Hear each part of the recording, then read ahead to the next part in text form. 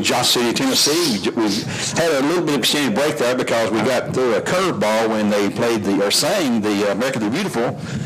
Well, the national anthem, we weren't expecting that, so that's why we just kept running spots there rather than trying to be disrespectful or anything. Earl, I think you've got the Honda Cleveland starting line for both teams tonight, and go for it. All right, here we go with the Honda of Cleveland starting lineup. First of all, for the visiting Bradley Central Bears. Gave the defense last week. They have been playing extremely well. Tonight we'll go with the offense. And the five guys up front from tackle to tackle, very familiar names by this point in the season. Starting at left tackle for the Bears, number 65, Luke Keith, 6'5", 245 junior. At left guard, number 77, Eugene Peterson, 6'4", 265 and a junior. At center, number 55, Bryson Bivens. He's 5'10", 235 and a junior. At right guard, number 62, Jacob Page, 5'11", 195 junior. And at right tackle, number 51, Brody Morgan. Brody's one of the senior captains, 5'10", 240. Starting at quarterback will be Alex Walker. Alex is number 12, 6 foot, 180 and a junior. The prime running back will be number 4, J. Allen Terry, 5'10", 175 and a sophomore. The wide receiver core, 2 for sure. I've said this the last week or two because of injuries to various personnel for the Bears. Jarius Rogers will be in there, number 11. He's one of the prime targets, 5'9", 155 and a junior. And Taylor Dugan, 5'6", 155 and a senior. The other 2 will be kind of by committee. Sometimes Knox Watson, number 2, 5'9", 190 and a senior at the tight end or H-back position.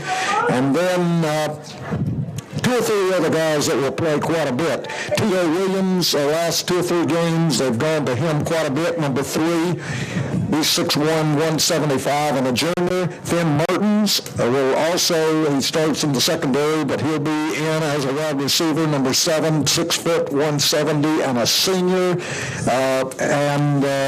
Also the Goree brothers, Marcus especially, will be used both ways in the secondary and also as a wide receiver. Marcus Goree Jr. is number 8. He's 6'1", 170 and a junior. So you get the gist there. Our wide receivers will use a half dozen at least, and 3 or 4 will be starting.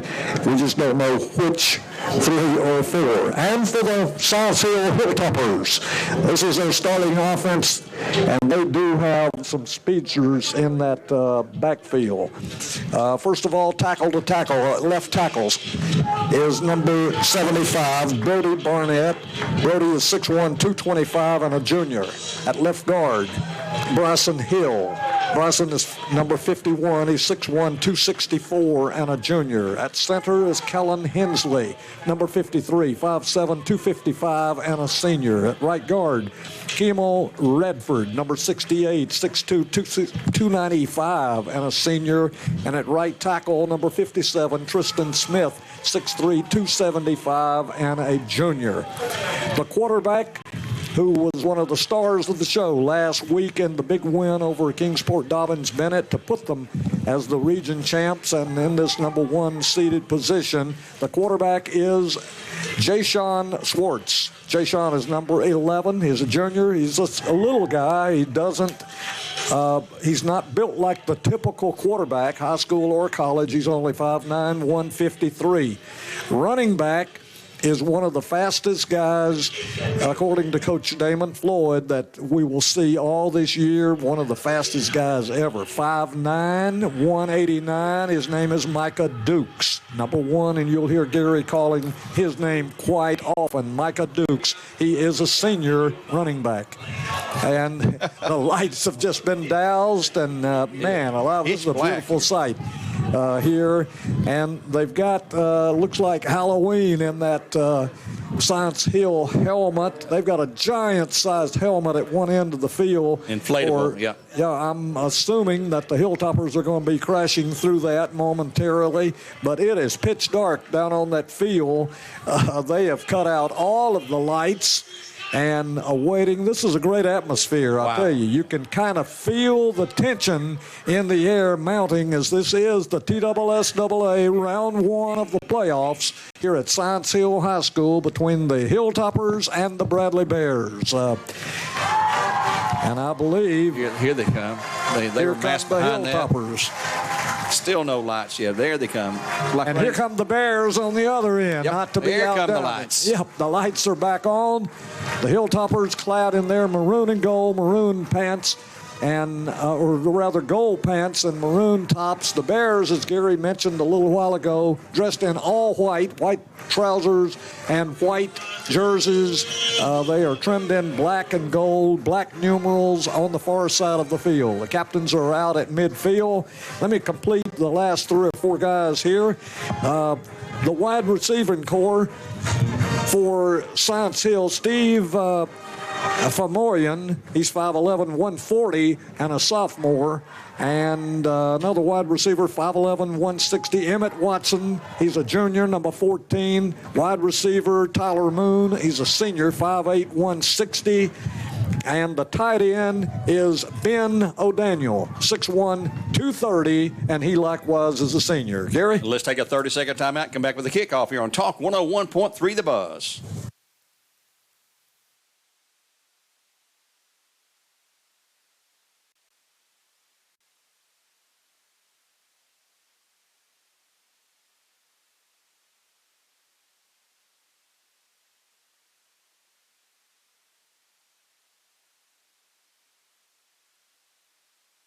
At Whirlpool, we don't know how leaving the house less can make you need to eat more, or why the inside of the fridge is just so interesting. But we do know how to make appliances you can trust, day after day, after day, after day. Indicated Johnson City was going to receive. I watched the coin toss, and I thought for sure he said Johnson City would receive, or Science Hill would receive. Bears are in receiving sure are. mode out there. And we've got Jairus Rogers back there with Marcus Dupree. Marcus Gorey. I called him Marcus Dupree the other day. Jairus Rogers to the left, Gorey in the center, and looks like on this side it's going to be number Mason? 4, and that is Jay Allen Terry. Yep. There's your 3 deep man across, and we're ready for the kickoff here from Science Hill High School on top of 101.3 The Buzz. Teeing it up, the kickoff man, and he does the kicking and the PAT kickoff is Max Turan, a sophomore, wears number 83 for the Hilltoppers. That's their nickname, the Hilltoppers. Their end zone's not big enough to spell Hilltoppers. They just call it Toppers in the end zone on this artificial turf field. He's a left-footed kicker too, by the way. And he's going to take a very short run up to the ball. And we're about ready, set to go here. Comes his approach, and this game is underway for the 19. Short kick. Going to be taken up the field there for the Bears. And, going to be brought down to the 20. Oh, where are they going to mark him down at? At the 20. About the 23, maybe. Yep. Be a 1st and 10 for the Bears at that point, and the first play of the game coming up here in just a second. Let's see, maybe the 24. I believe the 24 is going to be where they're going to spot it. Scoreboard also says 24-yard line. 24-yard line. Just underway here from Science Hill High School in Johnson City, Tennessee. The Bears come out their normal set of Alex Walker in the backfield. Finn Mertz out wide left. Jay Allen Terry in the backfield. Jairus Rogers out wide left as well. And the Bears are set to go out of the shotgun. The official's stopping play for some reason. What's he doing? He is walking this way toward the sidelines on the near side.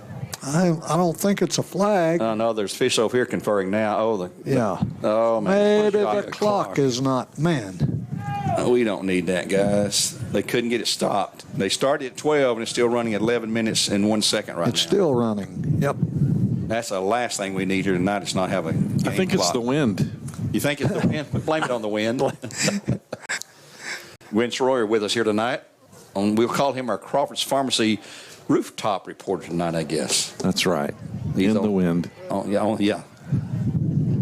It's still running. No, they've just got it stopped. At 10:43, but I think we can put it back to about 11:55, 51 or something like that. They'll reset it from up here in the press box. That's where the control board is at for the clock. There we go, 11:50 they said. So 11:50, 10 seconds for the kickoff.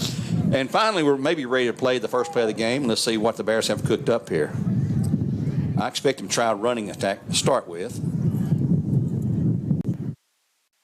Shaw sets the ball in play, and we're set to go. Walker ready for the snap. He'll take it, hands it off to Jalen Terry. Tries to go to the left side. He'll come across the left side, across the 25 for a short gain of maybe a couple of yards. A couple of yards. Call it second down and 8 to go. Yep, I believe we're going to give him about 2 yards. Jalen Terry, a sophomore for the Bears. Walker and the Bears said he's got twins to the right side, single man left here. Jalen Terry in the backfield with Walker. Snap, he claps his hands, he's back to pass, looking right, throwing down the field. He's got a guy there open, and he's got it for the first down. Let's see who that was on the catch. It's number 3, Tito. Tito Williams at the 37-yard line, first team for the Bears, and Cleveland Ford. Bumpus on the tackle for the Hilltoppers. He went down about 8 or 10 yards, turned around, and the defender was still a couple of yards behind him, so he was wide open completely. Looks like Tito's on that far side again with Jarius and Finn Mertens on the left side here, receivers. Hands it off to Terry. Into the middle he'll go. He's going to have 1, 2, 3, 4, about to the 40-yard line. Let's give him 3, I guess. Second down coming up, and about 7 to go. Jalen Terry. Yep. Well, he's got about 4. Now close to 5 there. Anyway, second down for the Bears, and they're going to call it 6 on the scoreboard. We'll go with 6. Bradley in all white tonight, white helmets, white tops, white pants against Florida State here. Florida State look at least. Set to go once again. Twins left side once more. Walker set. Claps his hands. He will fake to Terry, pass across the middle. It's going to be incomplete. It's going to be third down. Intended in the middle after Jarius Rogers. He had a bunch of guys in there around him. It hit somebody's hands and bounced to the field with no problem. 3rd and 6. In the background, you hear the fans stomping their feet for third down. I can imagine last week with Kingsport Dobbins. I bet it got noisy and loud in here. Especially when they won it. So big play for the Bears here on this first drive of the night. Walker looks to the sidelines. They're going to change the play. I believe they are. Walker drops back to pass again. Throws it deep. It's going to be overthrown. Incomplete. It's going to be 4th down. He had the guy way down there. That was intended for Jarius Rogers. Incomplete. It's going to be 4th down, and Skylar Perkle would come in for the Bears to punt the ball. He had 1 block last week. Looked like he had a slow start getting into his motion, and Maryville picked that up, and they got it blocked. A big turning point in the game, it seemed like at the time. He's had a pretty good year replacing Jackson Wilson, who is still injured. Here's the quicker punt this time. Not a good kick. It's going to be kicked off the side of his foot. It's going to go short. But gets a good bounce and roll. Good roll from the 41 to the 30. Where are they at? 20. Yeah, 20-something, 27. 27-yard line. So not a bad kick at all. It looked short, but it got a really good roll for the Bears. So the Hilltoppers take it over 1st and 10 at their 27-yard line here at. Ends up being a pretty neat 32-yard punt at what looked like was going to be 15 or so. Swartz, the quarterback for them. In the backfield, of course, number 5 is Tyler Moon right now. Swartz said out of the shotgun, he will hand to Moon. He'll go to the left side. He'll be getting yards across the 30, actually, to the 30. Let's see, we can mark him out. Like the 32 looks like. A gain, Knox Watson on the tackle, gain of about 5 is 32. 2nd down and 5 coming up. Let's give him 4 yards. 2nd down and 6 coming up. Clock's at 9:45. He did go out of bounds. They'll have twins out to the right side. Hand off again to Moon in the middle. And he's going to have the first down out across the 35 to about the 38-yard line. Will be a 1st and 10 for the Hilltoppers. It looks like just barely. About a 7-yard gain. Yep. To the 38-yard line, 1st and 10 for the Hilltoppers. They have no huddle offense. They're at the line. Looks like Tennessee's quickness.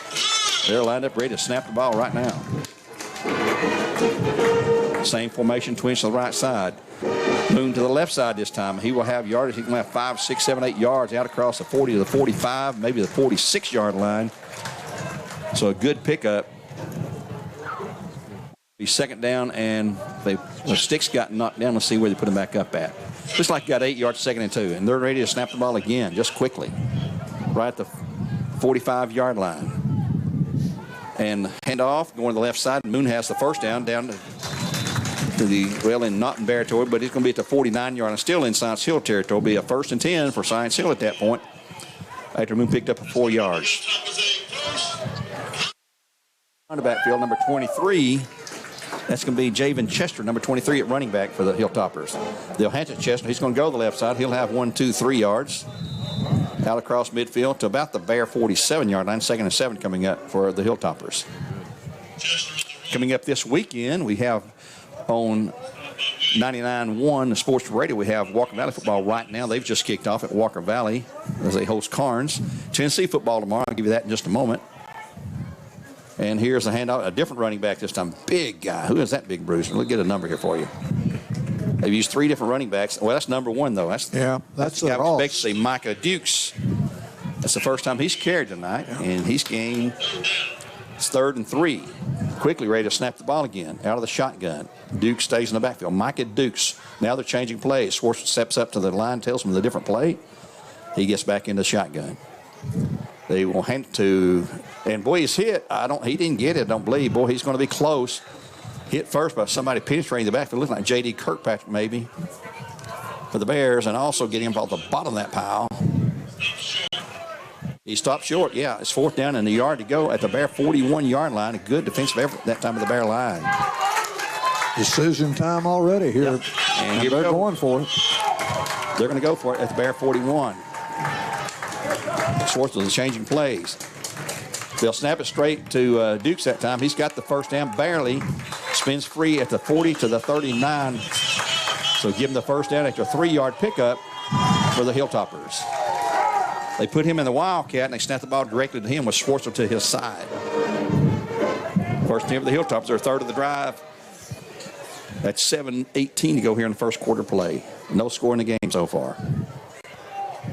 Schwartz, he's a smallish quarterback. Hands off this time. No, he'll keep it himself this time. And down the field, he's got 5, he's got 10. He'll slide down at the 30-yard line, not take a blow. He'll be right about a yard shy of the first down. 2nd down and 1 coming up. They're switching running backs in, seems like every play. Maybe bringing the plays in, I'm not sure. They don't really have time to do that. 23 is in the backfield right now. Again, that is Javen Chester on 2nd and 1. And Chester has the ball. He will have, well, depends on the spot. Boy, he is right at the stick. Yep. Didn't need but stop the clock. Yeah, I think they're going to give him a good spot there at the 28. Well, they're looking back to see. Yep, the other stays first down. The Bear 28. They had to look at it. Didn't want to measure, but they said it was close enough for the first down. Chester stays in the backfield, and they'll hand it to him. He'll go to the right side. And he trips and falls for no gain. Actually might have lost a yard there. It'll be 2nd down and long, 2nd about 10 to go. Lost his footing there. They're going to move it back a little he lost to the yard, 29. Yeah. He lost a yard. Yeah, it sure did. 2nd and 11 to go. Now, Science Hill switching guys around all over the field. You got trips to the left side this time. Schwartz hands it off again into the middle. Nothing there. Absolutely nothing. He stopped, maybe lost another yard. Yeah, he's lost a yard back to the 30. Be 3rd down and 9. That was Dukes on the carry that time. 33 and 3 for the Bears. That was Tito stopped by Tito Williams and Simon Mullis. Big play right here. They'll keep Dukes in the backfield with Schwartz. He's dropping it back to pass. His first pass, he's under pressure. Throws out in the flat. It's going to be complete. And they'll have, nope, not the first down, though, down inside the 25. It's going to be 3 or 4 yards shy at this point. And then I'm thinking they'll probably go for it. 42 on the pass reception. Yep. That is Devon Medina. 4th and 3 to go now. So here's another big play on this drive. And they'll stay in the shotgun. Schwartz keeps the ball. Pass out in the flat is going to be complete for the first down. Down the sideline, he's going to have some major yardage. And let's see where they mark him out at. Did he step out back there? Yep, he stepped out at the just 9. Inside the 10. At the 9-yard line. First and goal for the Hilltoppers in the Kia Cleveland drive zone there on the 9-yard line. And a 1st and 10 at that point. 1st and goal at the 9. That pass again was the number 42, I believe. That's Medina at wide receiver. Has a linebacker's number. I believe he plays both ways. They have about 5 players playing both ways, starters. Schwartzel hands it off to Dukes. He'll hit the middle. He'll be met first by a couple of Bears. Then he spins free, goes all the way down to about the 2-yard line. He spun off the first hit by Knox Watson. And they're going to put him down, let's see, at the 3-yard line. The second and goal from the 3-yard line for the Hilltoppers. Brad is switching 3 players in, 3 out defensively. Science Hill wasting no time. They're ready to snap it again. You can be the Wildcat again to Dukes, running back into the left side. He's got the touchdown. So number 5, that will be Tyler Moon for a 3-yard scramble, and he'll get it. Here in the first quarter play, 4:24 to go. They eat up a lot of time on the scoreboard there. They'll draw first blood, take a 6-0 lead, and the PAT attempt coming up. But the Hilltoppers by none other than number 83, Max Turan.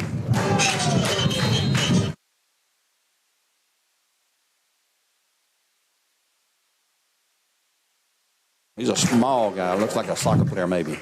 The snap, the place down, the kick is up. That kick is right through the middle. So timeout on the field at 4:24 to go. 7-0 Hilltoppers. Will come back to their kickoff in 30 seconds here on Talk 101.3 The Buzz.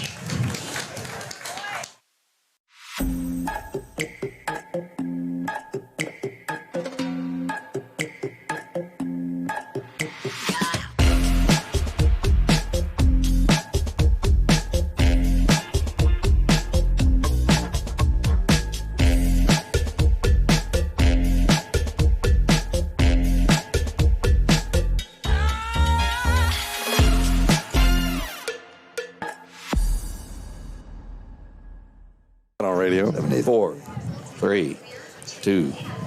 Back here at Science Hill on Talk 101.3 The Buzz. We're all games supplied by Wholesale Supply. Earl, give us a recap of that there. About a 70.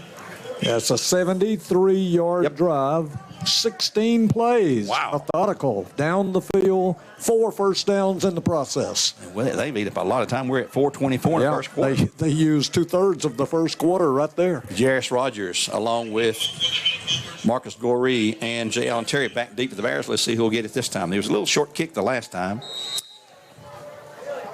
And they've got is that a different guy kicking off? He kicks straight on. That's what was messing me. It's a short kick. Can be taken by Jairus Rogers. And that's Goree, though, at the 15, 20, the 25, up to the 30, to the 35 as he hesitates. And he's pushed out of bounds over there about the 35, 36, somewhere in that neighborhood there. We'll let the officials mark it. I believe it's right at the 36-yard line. That's Jairus Rogers on the returns, it turned out. And they'll mark him out at the 37-yard line. First 10 for the Bears at the 37-yard line. I can't see that clock. This window's 4:15 to go in the first quarter. 7-0. The Hilltoppers on top of the Bears. And the Bears need to get a good drive of their own going here. We picked up 1 first down on the first possession, but then had to punt, and Science Hill took it right down the field and picked up 4 first downs and the touchdown. Bears are set to go one more time. Here's the handoff this time, Jalen Terry, and he's going to be hit initially at the line of scrimmage, and he'll fall forward for a couple of yards. Give him 2, 2nd down and 8 coming up. And I'm going to send a message to my director of the show back in Cleveland, Mr. Axel Rapiza. My phone has died on me, Axel. If you have to call me, just send me a text message on the computer. 2nd down and 8 coming up for the Bears now. Walker back, looking left, throwing out in the flat. It's going to be complete. To Terry. He's up to the 40, and he has pushed hard out of bounds. It's going to be 3rd down and about 7 to go after a 1-yard gain. A lot of running. Boy, they had a lot of pursuit on him that time. Jalen Terry with the catch. Walker's 1 for 2, I guess. He had the long overthrow. 2, he's 1 for 3. 2 for 4. Oh, well, okay. That's what I thought. That's my next guess. 2 for 4. They're looking to the sidelines here on 3rd down and 7. The Bears really need to keep this drive alive. They're down 7-0 right now here in the early part of the game.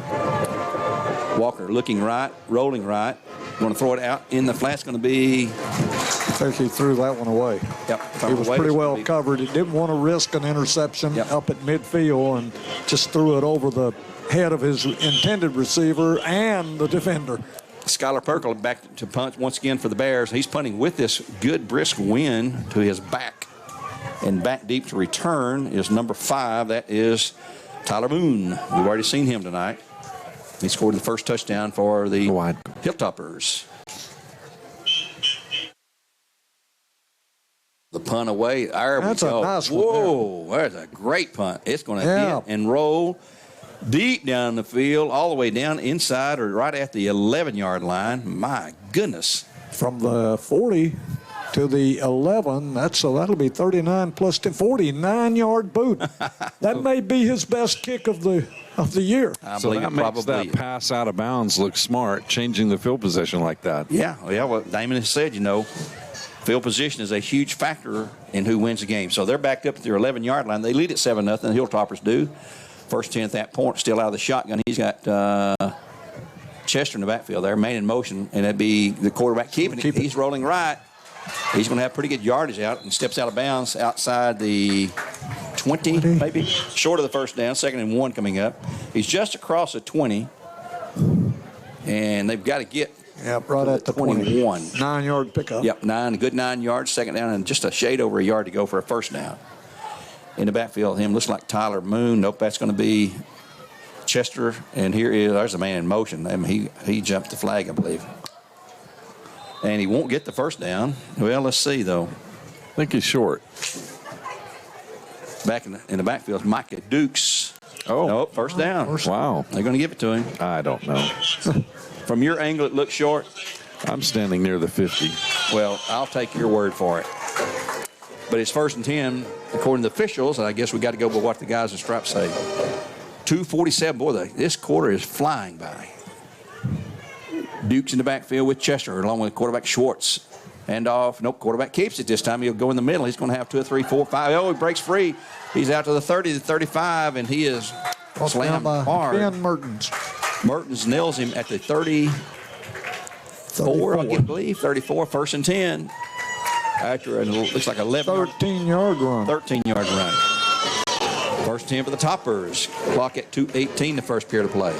The winner moves on and plays next Friday. The loser, your season's over. And here's a handoff to Dukes this time. He will get a short gain to the 36. I believe it's Dukes. Nope, that's Chester 23. Chester on the carry that time. Picked up a couple. And, yep, got a couple of yards. 2nd down and about 8. Short 8, long 7. He'll keep Chester and Dukes in the backfield. And he's off it. Nope. There's a flag. They got him that time. They started last time too fast. Procedure call on the Hilltoppers. Our first penalty of the game for L&B Appliance. See Josh Taylor down there and his friends at L&B Appliance, his staff. Large enough to serve you, small enough to appreciate your business. That's L&B Appliance on Dirt Key Road. We hope we don't have to call too many penalties tonight unless it's on the other team, the bad guys. But here we go. Handoff, running back on the right side. He's going to have 5 yards. Going to be short out to the 35 to the 37 or so. And let's see. He's going to be 33. 33, they're going to call it? That's, I'm number 33. 33. Warner. And he's at the 33-yard line. No, correction, 38. Now, excuse me, that was Chester, 23.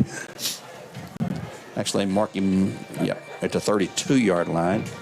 3rd and 7, back goes Schwartz to pass, stepping up. He's going to run it now. He's up to the 40. He's got the first down, barely, and steps out of bounds. Well, where are they going to mark him at? Oh, he stepped out short. Wow. Well, he is right at it. Looking at it from our angle, we're straight on it. They gave it to him. They going to give it to him already? Gave it to him. 1st and 10. He is right there at the sticks, and they can use those yard stripes to tell. 44. They've not moved the change yet. There they go. There they go. Another first down the Hilltops at their 44-yard line. Quickly set to go again, the Hilltoppers. Schwartz back to pass, those left. Pass complete out in the flat and hit. Best Moons, he breaks free. He's the 50 to the 45, down to the 40. Going to mark him out. They say stepped out of bounds back maybe the 43-yard line. But another 1st and 10 for the Hilltoppers. And that was, I believe, to 42 again. That was Moon. Moon. Okay, Moon on the catch that time. They're so far away, it's hard to see these numbers sometimes. This time, the quarterback will keep himself. Schwartz, he'll go to the right side. He'll have a couple of yards, and that's it. And he is hammered by Tito Williams, Knox Watson, and also for the Bears, number 51, of course. You're talking about how hard it is to see from this distance. This track really doesn't help. No, 8-lane track plus an inside track. It looks like there. This is probably the furthest away of any venue we have been to this season for sure. 29 seconds, clock running here in the first quarter. Play 7-0 Hilltoppers over the Bears. They're on the move at the Bear 42. Handoff. Still got it. Oh, Schwartz, yeah, he keeps it this time. He's rolling left. He's going to run it again. He's going to decide that might have been a mistake on his part. Fans below us hogging, throw the ball. Obviously, that's his son who's a receiver. Yeah. Yep. Going to be third down and about a short 3 to go, and that'll be the last play as the quarter has ended, and they signal the end of the quarter. So after one quarter play here on Talk 101.3 The Buzz, your score, the Hilltoppers 7, the Bears nothing. We'll be back in 60 seconds with quarter number 2 as we end the Tzatziki's of Cleveland first quarter. Back in 1. Hey guys, this is Austin with Let's Bounce Rental. We're here to provide a quality inflatable for a great price. We have over 17 that's available, and we are easy to book and hassle-free. So you will never go wrong with getting a party done by Let's Bounce Rental. We are always here to provide a great service. Our crew is dedicated to make sure your equipment arrives on time, set up properly, and without any hassle. Our job is to make sure you have access to the best inflatables so you can have the most fun possible at any event.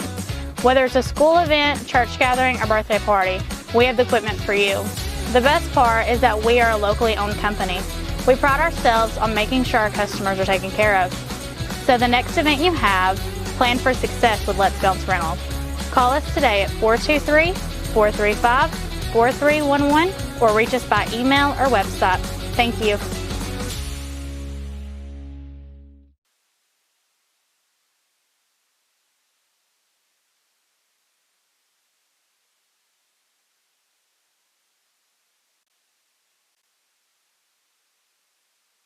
Schwartz and the Hilltoppers leading it here the first play of the second quarter. He's shifting some players around. He'll take it, keeping himself, and he's got the first down across the 30. He's gone to touchdown. Schwartz all the way for the 36 score. yards. 36 yards for the second score of the night on the first play of the second quarter. When the quarterback keeper rolled to his right, and they found some holes on the right side of the Bear defensive line that they're exploiting right now, and it's 13-0 Hilltoppers over the Bears. As the clock continues to run, they're having clock issues here. It's just running away. Yeah, it is. It's still running. And I don't know if they realize that or not. It's still running. Oh, man, we don't need a faulty clock. Here comes the extra point attempt. Somebody noticed. They finally noticed it's been running. Yep. Ran one play. It should be about 11:52. Yeah, we stopped on ours. Okay. Well, Gwen, you're on top of the game. Obviously, these guys here have a mechanical problem, a technical problem with the... It is still running. Still running, yeah. The referee is standing with both hands on his hips in a look of disgust. He hates this as bad as we do. Well, it makes everybody look bad on their part there. Yep. And you can see them working with the handheld thing. They could probably put him up here in the press box. We've had to do that, Brad. That's probably the problem. It's between the press box and the clock being kept on the field. And the field is not working. The cutoff valve is not working like it should be. And they got it stopped now at 10:38. Well, we know that's nothing. It's 10. Oh, should be 11:50 or so. 11:52. Yep. There it is. There it is, 11:50. Okay. So let's see if it stops. We need to keep an eye on that, guys. So here comes the extra point attempt. And, of course, that will be their kicker here. He was at number 83, Max Turin, a sophomore. His kick is high. It is good. Timeout on the field, 11:50 to go in the first half now. 14-0 Hilltoppers over the Bears. We'll be back in 30 seconds with another kickoff for Science Hill. I was told the place I was looking for didn't exist. A place that could refine my raw talents into something greater. Where I could ask big questions about my faith, not settling for easy answers. And I could risk what's comfortable in pursuit of my dream. To join with others, find my voice, and change the world. I was told that place didn't exist. Then I found Lee.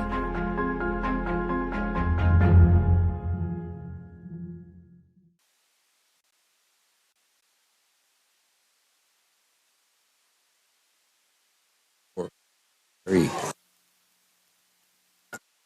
Here at Science Hill High School and talk 101.3 The Buzz. Earl, a recap of that last scoring drive. But you talk about long drives. This one was 89 yards in 11 plays. The first drive, 73 in 16 plays. And this one was capped by Jay Sean Swartz, 36-yard runs to pay dirt, and the kick again, Max Turan. Here comes Turan's approach for the kickoff.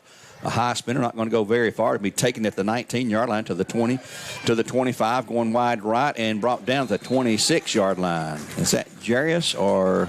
No, I think that it's Goree, number 8, Goree on the return for the Bears. So they'll take over first down 10 at their own 26-yard line here at 11:47 to go, and the clock did stop that time. Here in the first half, 14-0 Hilltoppers over the Bears. The winner of tonight's game will face the winner of Farragut and Jefferson City at Farragut next Friday night. Bears got some work to do here in this game. They're down 14-0 in the early going of the second quarter. The first play of the quarter actually was the 36-yard touchdown run. Now, he's hurt us with that run tonight. He's faking the handoff with a good fake, and here come the Bears. And he's quick. Yeah, he is very quick. Riley with trips left side.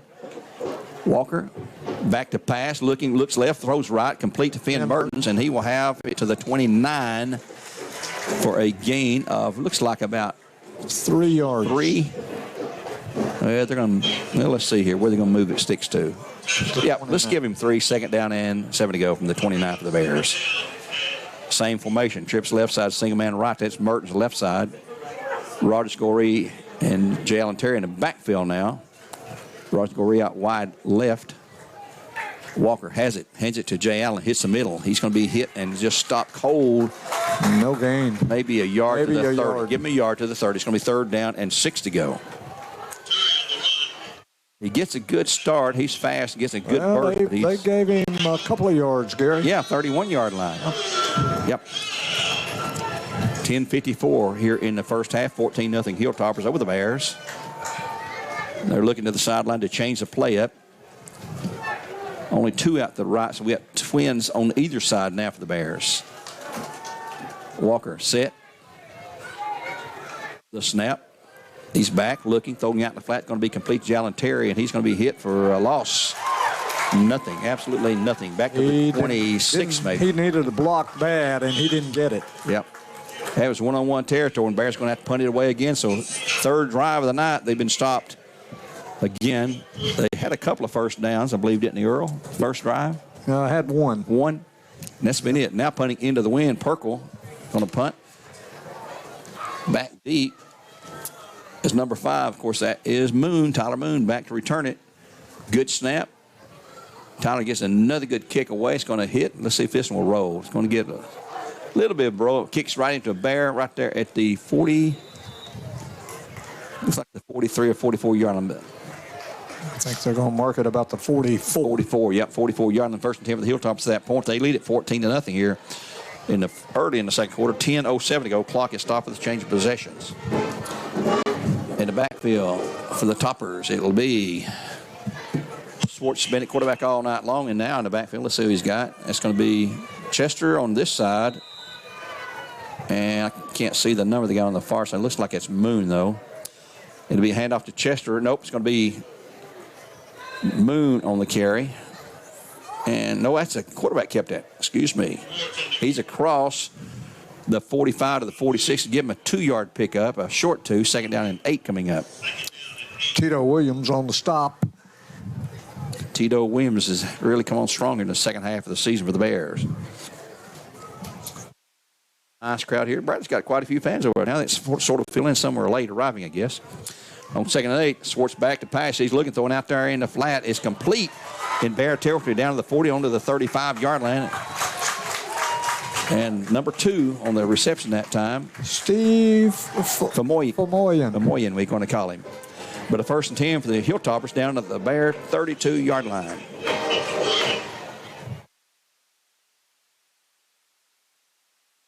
The snap again, the handoff. Nope, that's a keeper there, but Swartz, and he'll have a short gain. Second down coming up. He is really something. He is. He may be the fast guy that Damon's talking about in his interview this week. Let's give him about, 3 yards, second and 7 coming up. Ball at the Bear 32-yard line. I have a timeout. Time's going to be called. Not sure who called that. On the far side. Oh, yeah. 30. Oh, that's J.D. Kirkpatrick over there. Nope, that's going to be number 9 for the Bears. Don Jones is being helped off the field. He hopped up quickly. Juju Gamble there to help him up. He says, I'm okay. So here we go, 2nd down and 7. Not really a stoppage, just get the player off the field. No timeout was charged anyway. 32-yard line for the Hilltoppers in Bear territory. They're up 14-0 here in the first half. Schwartz back to pass. Throws out in the flat. It's going to be complete. And he's out to the 30 and on down to the. You say there's a flag? There's a flag on the far side. We'll take that. Holding on the Hilltoppers. Hey, all right. Another penalty for L&B Appliance on Durkee Road in Cleveland. So back them up 10 yards from the spot of the foul. Used to be a 15-yard mark-off. They changed it to 10 several years ago, but they marked the spot of the foul. Back to the 39-yard line, where it's going to be 2nd down and repeated, and about 14 to go now. 2nd down and 14 to go at the Bear 39 for the Hilltoppers with 8:19 to go in the first half of play now. Turn it off from your phone. Wins to the left side. Schwartz is going to keep it himself and go forward. They can't get him down. He goes to the 35 and on down to about the 30-yard line. 9-yard gain. Is that Chester? No, that was Schwartz. Thought I heard the PA guy say Chester. He goes to the 31. Give him 8 yards on the play. It's going to be 3rd down. They've got to get about 6 more. They like to grind about, ball out. And he said, Damon said that's what they would do tonight, try to do. Schwartz hands off this time. No, he's back to pass. And the flat's going to be complete to the moon. He sidesteps one defender, has the 1st down, and has it down inside the 30, about the 28. 1st and 10 for the Hilltops at that point. Actually down to the 23-yard line. We're going to back him up now to the 24-yard line. So from the Bear 24, 1st and 10 for the Hilltoppers, trying to stretch their lead from 14-0. The official moves it a yard back to the 33. He's in that center's face about something, man. He was nose to nose with him. The snap. Here goes Moon to the right side. He's going to be brought down after a gain down to near the 20-yard line. It's going to be 2nd down after a gain. Oh, let's see. What's he going to have here? About 4. Here comes a penalty mark-off. Penalty on the Hilltoppers again. Holding once again on the Hilltoppers. Another penalty for L&B Appliance. That'll help out. Back to the 32. Yep. 3 penalties and all against the Hilltoppers so far. Clock is at 7:22 to go. 7 minutes to go here in the first half. Actually, 7 minutes. Yep. And on play, here comes Schwartz. Keeps it himself again. Goes inside the 30 to the 29. So about a 3-yard gain, looks like. It's going to be 3rd and long. Likes to run the ball, and it's going to be 2nd and long. Correction. They repeat the 1st down. The ball's at the 23-yard line. 28. 2nd and 15 from the 20. Yeah, 28. I haven't looked this game through binoculars, and I'm losing my here. Schwartz back to pass, looking, and he's going to be getting free from a sack, but then he's going to be brought down. And I think he's going to lose more yardage, though. I think you're right. And he didn't lose a lot. Back to the 30. Yep. Lost 2. Yep, lost 2. 3rd and 15 again now for the Hilltoppers. And this is a big, big play. The Bears do not need to let them get another touchdown here. Schwartz looking. There's a flag or time. Illegal procedure. Another flag. There's 4 flags on this drive. Think we were the road team. I mean, the home team here. 4 flags, all against Science Hill. Move the ball back to the 35. 3rd down and 20 to go. Schwartz back, looking left, stepping up, and he's going to be hit by J.D. Kirkpatrick. And he'll lose more yards back to the 38. It's going to be 4th and 23 to go. Yep, the Bears defensively are looking sharp right now. Toppers are going in the wrong direction. What do you call here, Gwen? 4th and 23. You're up by 14. You're going to punt the ball away. I'm going to play action pass. I think that quarterback can gain 25 yards. Well, you know what? They're going for it. I think you're right. Unless they shift into punt formation, they're going for it. 4th and 23 at the Bear 38. And they're lining up to go for it. They've got to get all the way to the 18. Yeah, it's a long way. Look to the sideline, a long look to the sideline. It's probably going to call time here. Well, they haven't yet. Yep, and there's a timeout. So they'll take a timeout, and we'll take one with them for L&B Appliance. Back in 1 minute at 5:31 to go, and the clock did stop this time in the first half. 14-0, Hilltoppers over the Bears. Back in 60 seconds.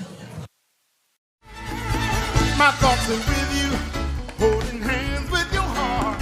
Seeing you, only blue top can love. You remember how the new love was here to stay.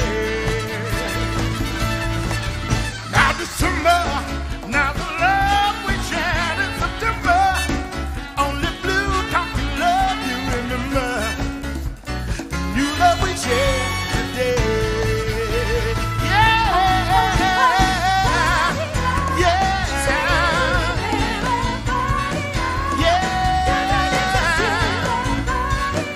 Like it's going to call time. It did not call time. Went right back out and punted the ball away.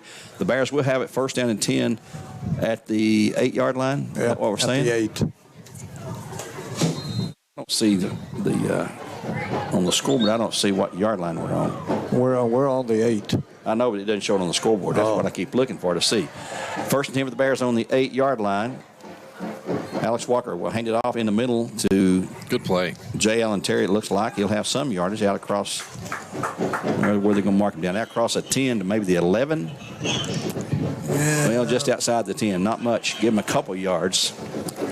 Yep. 2nd down and 8. We'll call it the 11. Yeah. 2nd and 7 are calling on the scoreboard here. Walker set.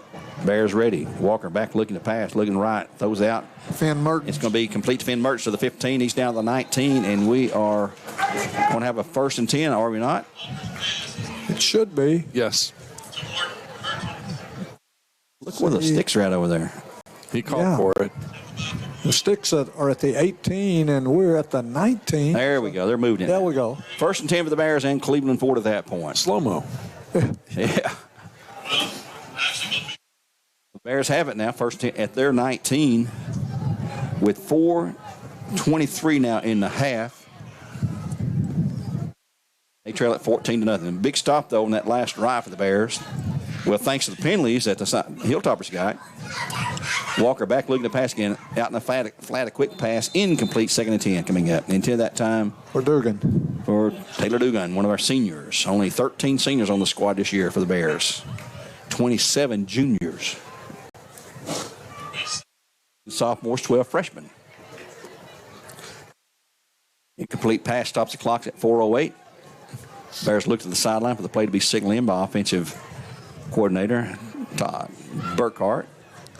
He's probably the one signaling it in. Here go the Bears again.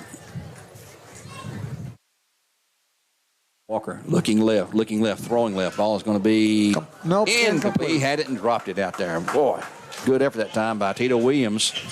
Going to be 3rd and 10. He would have had about 15 yards on the play for a 1st down. Here come the Bears on 3rd down and 10, trying to get something going at 4:03 to go. Clock did stop that incompletion. Coming up halftime, we have the Southland Finance halftime show. Earl's Stats brought to you by Remember Me. We'll have a middle school report as well. We can give you some information about last night's basketball game. Lake Forest looking really, really good last night. It's 3rd and 10. I think a definite passing situation. The last 2 have been. I would bet on it. So here we go. Bears. Back goes Walker looking left. Right, throwing back left, complete underneath. He's the 20 to the 25, and then brought down shy of the 1st down. Really good open field tackle that time on the pass to Jarius Rogers. And the Bears will punt it away for the 4th time tonight on 4th down and about 3 to go from the 26-yard line. But it's in their territory at 3:40 and the clock running. You don't want to give them another opportunity to score the short field.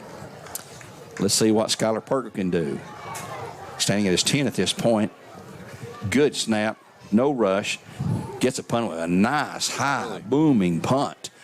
All the way back, and a fair catch, call for it to 30, let's make it 36-yard line, looks like. So a nice kick for Skylar Perkle for the Bears. So I tell you, Ben Mertens got down there really quick, and he was just standing 2 feet away from him, eyeballing him straight on. He was ready to lay one into him, wasn't he? I dare you to take off running. That's a Cleveland Utilities power punt for the Bears. Right? 37-yard punt, another good one. Yep. For Skylar Perkle. Science Hill ready. Handoff to the running back. It looks like Moon this time, number 5. He'll have a short gain. Second down coming up. Is Moon on the run. He gains, let's give him 2. Second down, 8 coming up. They call it 2nd and 9. I don't see that. But no, I don't either. We've not jived with their PA guy all night long. Schwartz set with Moon in the backfield. Twins left side. Schwartz hands it to Moon, and he will roll forward for a short gain again. Well, he keeps dragging defenders with him. He drug J.D. Kirkpatrick. Pretty good gain right there. And Eli Duncan with him that time. But it's short of a first. Going to be third and only about a yard or so, maybe a yard and a half. Nope. And then move it up third and a short yard, just half a yard maybe. I have to finally put the down marker in place. And they'll hand it to...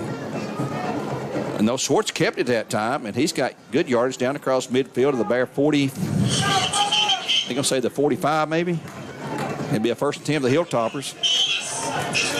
Yep, on the Bear 45-yard line. And the clock's at 2:42 and running.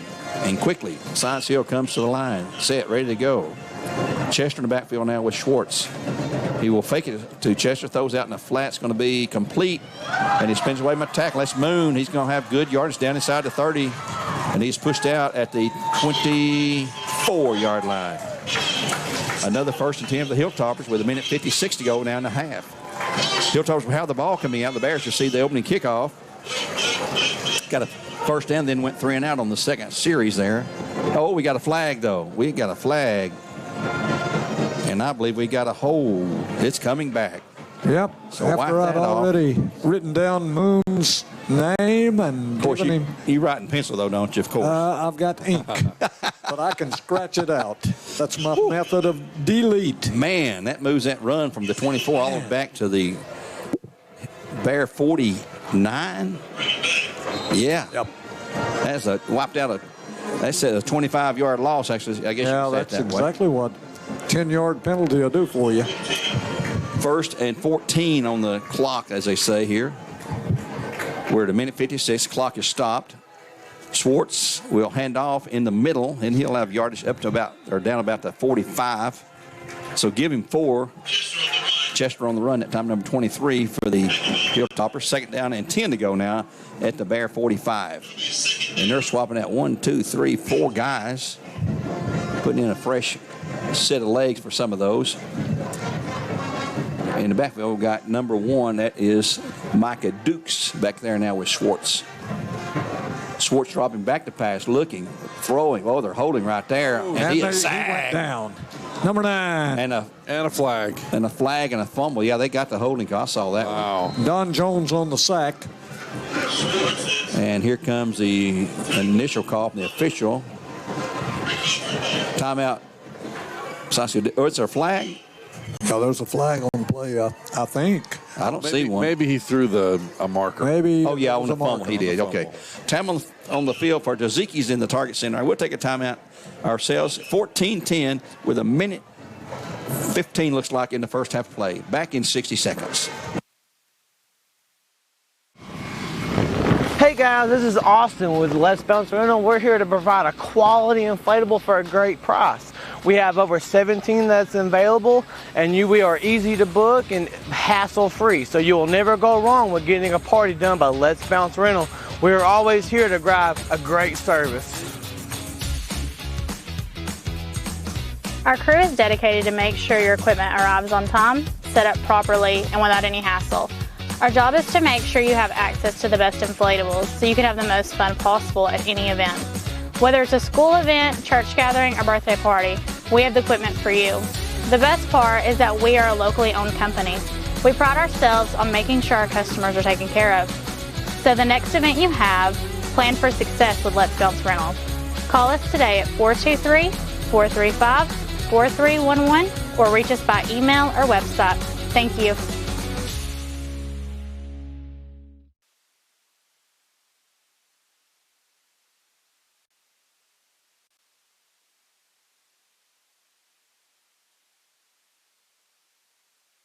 Here, a short gain, fourth down and 9, a 4-yard gain, 4th and 9. They're going to punt it away. Is this their first punt of the night? No, second. Second. Oh, yeah, that's right. Jairus had a fair catch on the last one. He's back at about the 10-yard line. And let's see what happens here on the punt. There's a good snap, a little low. He gets a kick away, high, booming punt. Jairus Rogers, well, he fair catch this one. He's going to try to turn it to the 10. He's trying to get outside of the 15. He's up the 20 to the 25. That's a good to the 30 run. to the 35. Oh, he's got blocks in front of him. And he's going to be brought down finally. At the, where are they going to mark him? 45 maybe? Yep. That was a nice run, and he almost was caught by a couple of guys back around the 10-yard line. Instead, gets it out to 44. And, Gary, if he had 3 blockers out in front of him as he was trying to get up close to midfield. And if he had not been hit by that one guy that brought him down, he had a touchdown. Saved by the punter there. Only 13 seconds to go, though, in the first half of play here. The Bears will have 1 play, maybe 2.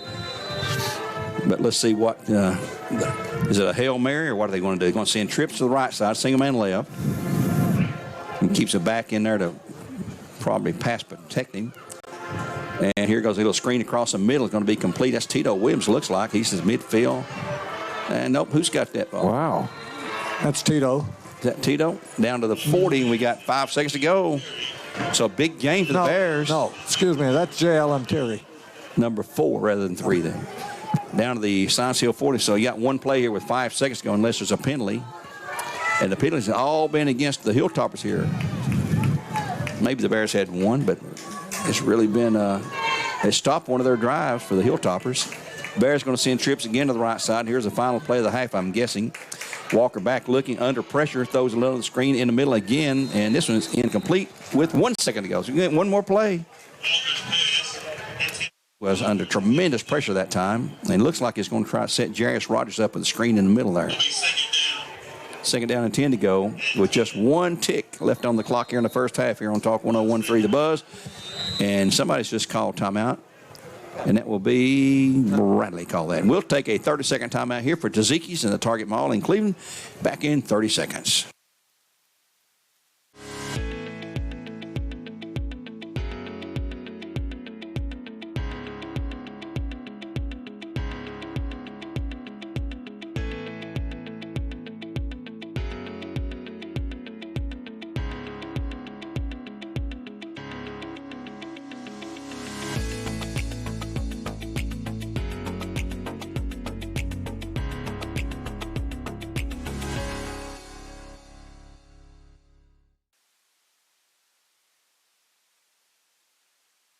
Bradley called a timeout here to figure out what to do on 1 final play with 1 second and a half. 14-0 Hilltoppers on top, and both teams breaking the sideline huddles. Coming back out. Bradley on the 40-yard line with 2nd down and 10. Actually, a screen pass was intended, was incomplete. Now they got twins each side now.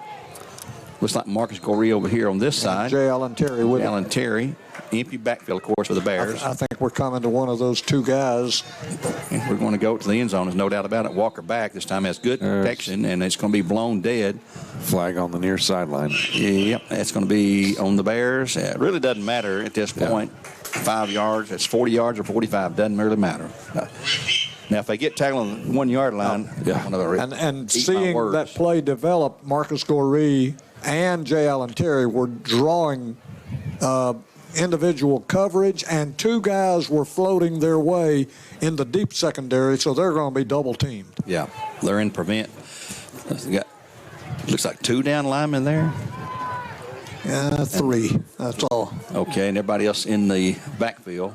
Not really anybody at the linebacker position. They're all playing safety and free safety back there, I guess you could call that. So here we go with 1 second to go. And time's going to be called this time by the Bears 1 more time. And they still have 1 to go, I believe, if the scoreboard is correct. I'd like to remind you about Village Volkswagen. Village Volkswagen, locally owned and proud sponsor of local sports. Take a test drive on the award-winning, locally made VW Atlas. You can check them out at their website, villageofvw.com. I'd also like to remind you about Dale's Heating and Air. As it gets cooler and cooler, although I'm here in shorts and a short-sleeve shirt, for all your heating and air needs, just call Dale's. And that is the website, justcalldales.com. Dr. Gary Wojtek is at Wojtek Center for Orthopedic Care. No matter if it's a sports injury, a work injury, just an accident at home, Wojtek Center has you covered. And their website is wojtek.com. I'd also like to remind you about our good friends of Athens at Tennessee Western University. They began the year in July with a new president, Dr. Tyler Forrest. He comes to TWU from UTC. And they really have had a big change there. He was the chancellor, vice chancellor for finance administration, as well as the CFO there. He's now the president. Here we go with the Bears on the final play of the game, we think, or the quarter and the half. Walker back looking, has time this time, throws it out, down across the middle, going to be complete to the 20. To Rogers. And Rogers is going to be brought down. He's going to be fumbling the ball, and it'll be time's expired anyway. I do believe the Bears have covered it. Yeah. But that will end the first half of play. As Rogers caught it down at the 30-yard line, and would have had the first down, but he needed to get into the end zone, so that's how the half will end. So after one half of play here from Science Hill High School in Johnson City, Tennessee, in the first round of the Region 2, or in Region 2 and 1, 6A playoffs, 14-0, the Hilltoppers over the Bears. We'll be back in 2 minutes. We'll begin to look at our Southland Finance halftime show, and we'll have our trivia question come up for Pizza Hut of Cleveland, so you don't want to miss that. It'll come up right as soon as we come back from the break. Back in 2 minutes here on Talk 101.3, where the games are always supplied to you by Wholesale Supply Group. Back in 2 minutes.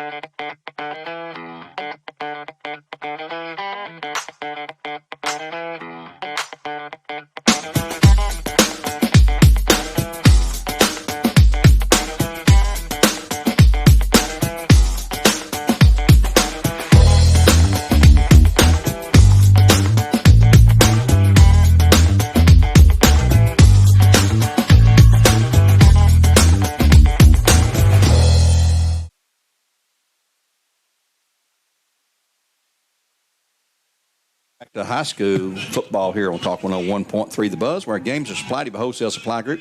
As we get ready for the Satellite Finance halftime show, we do have a trivia question for you here now.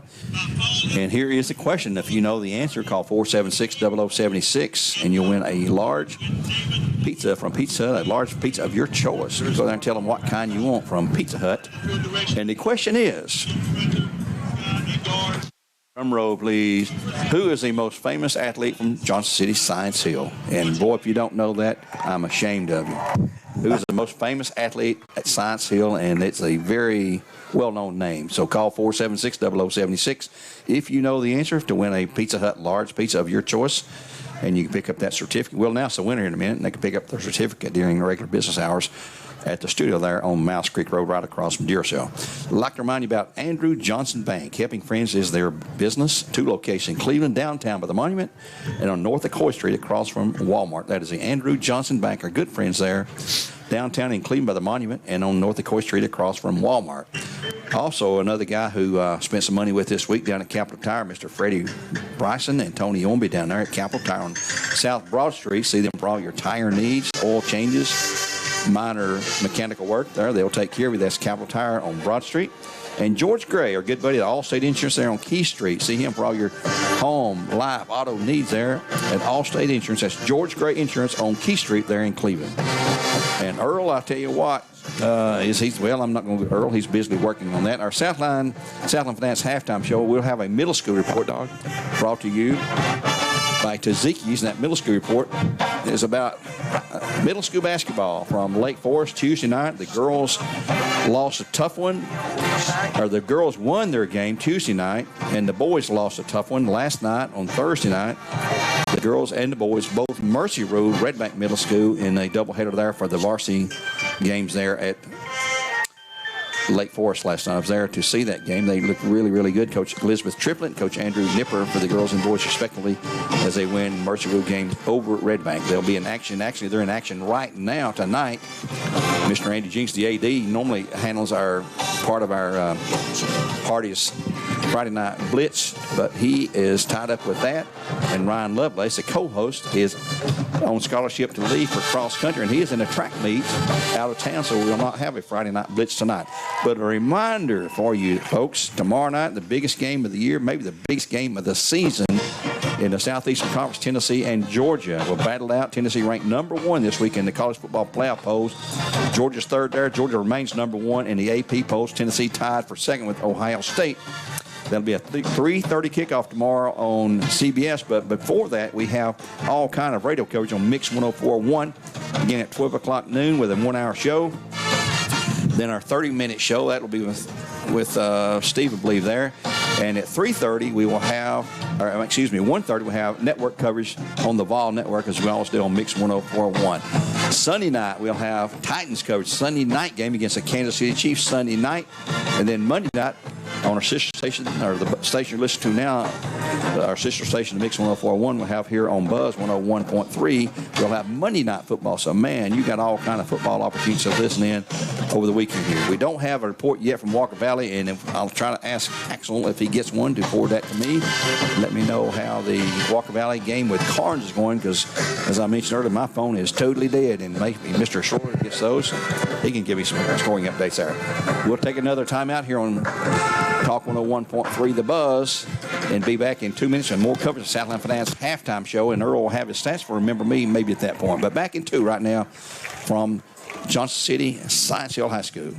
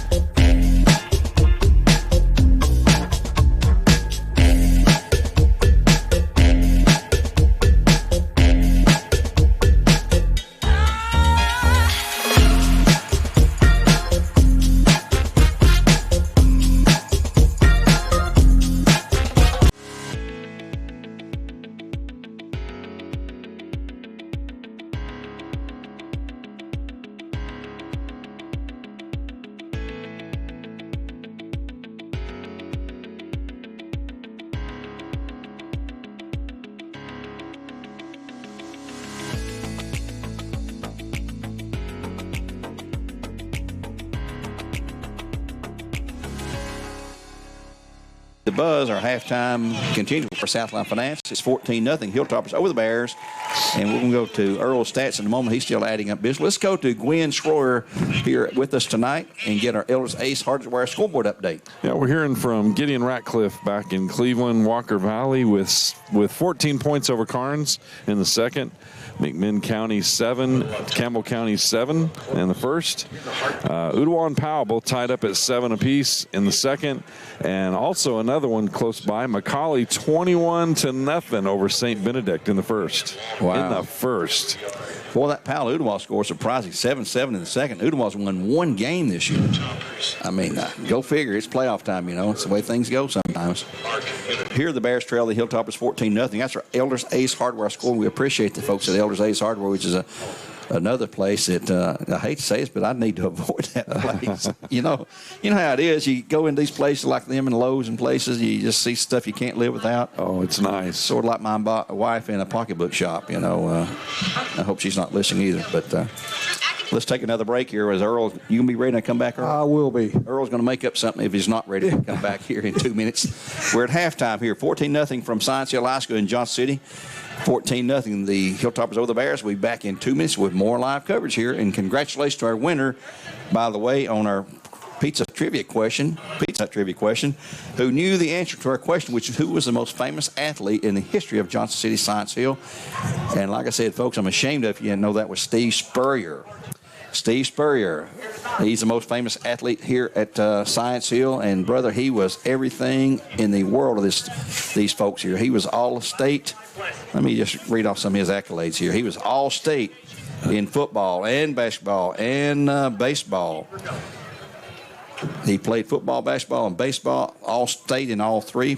Led the baseball team the state title in 62 and 63. Wow. Played shortstop and pitched, was unbeaten as a pitcher in his career at Science Hill. Knocked in the only run in a 1-0 state final playing shortstop in 1962. And won 2 games in the state finals tournament in 1963, pitching with 1 day's rest in the finals. That's incredible. Named All-State football, basketball, named Prep All-American football.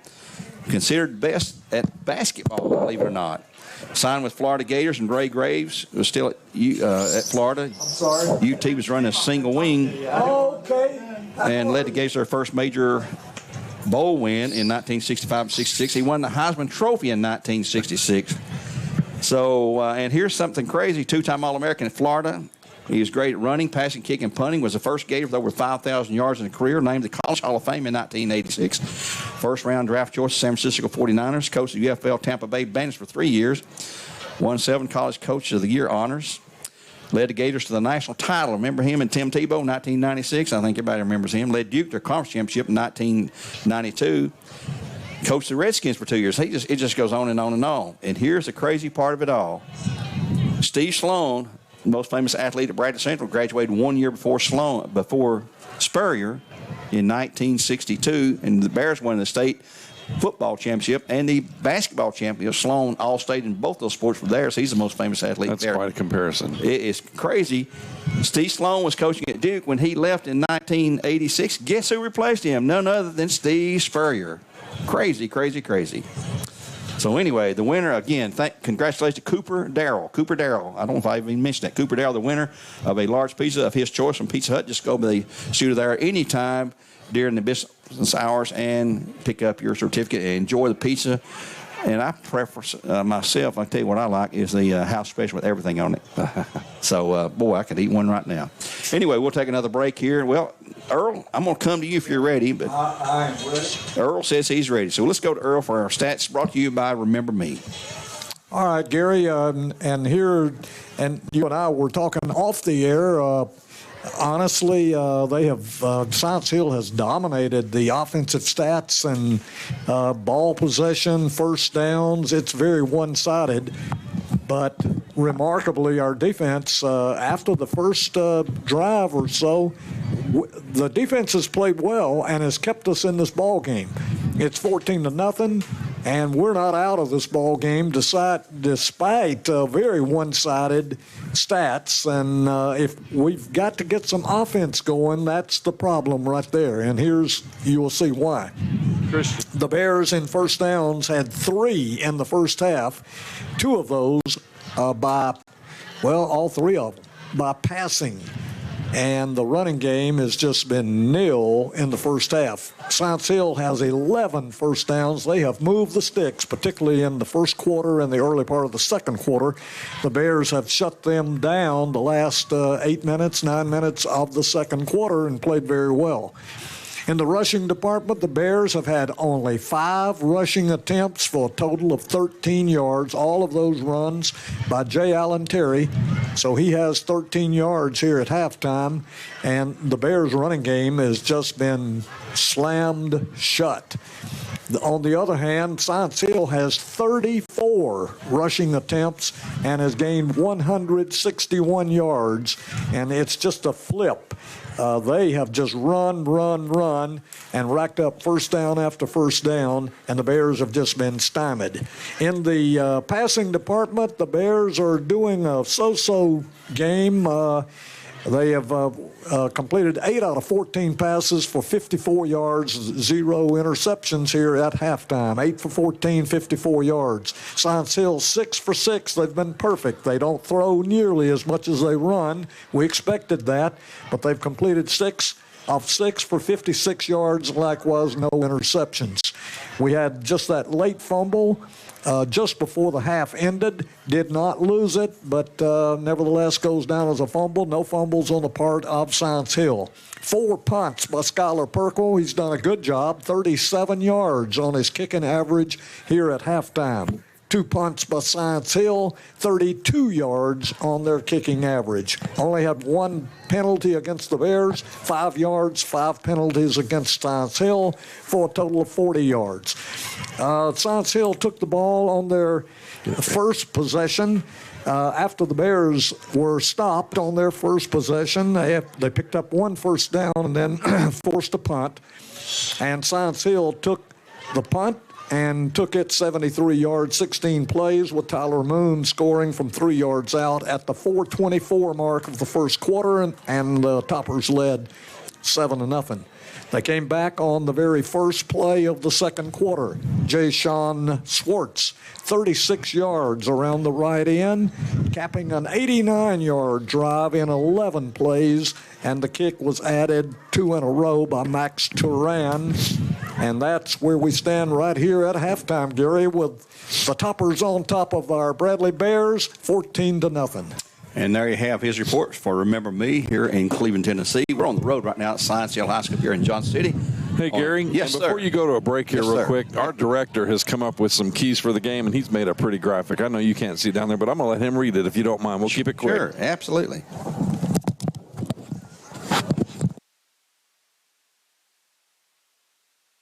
Okay, go ahead. Well, firstly, Bradley's reason their offense is staggering is because they've prevented any yards on first down. Each time you start, they get a second 9, a second 8, a second 7, it's a second long, and they can't get third and short. They can't find any offensive rhythm. On defense, it's the exact opposite problem. They keep allowing large amounts of chunk yards on first and second down, and they can't stop on third down because it's third and short every time.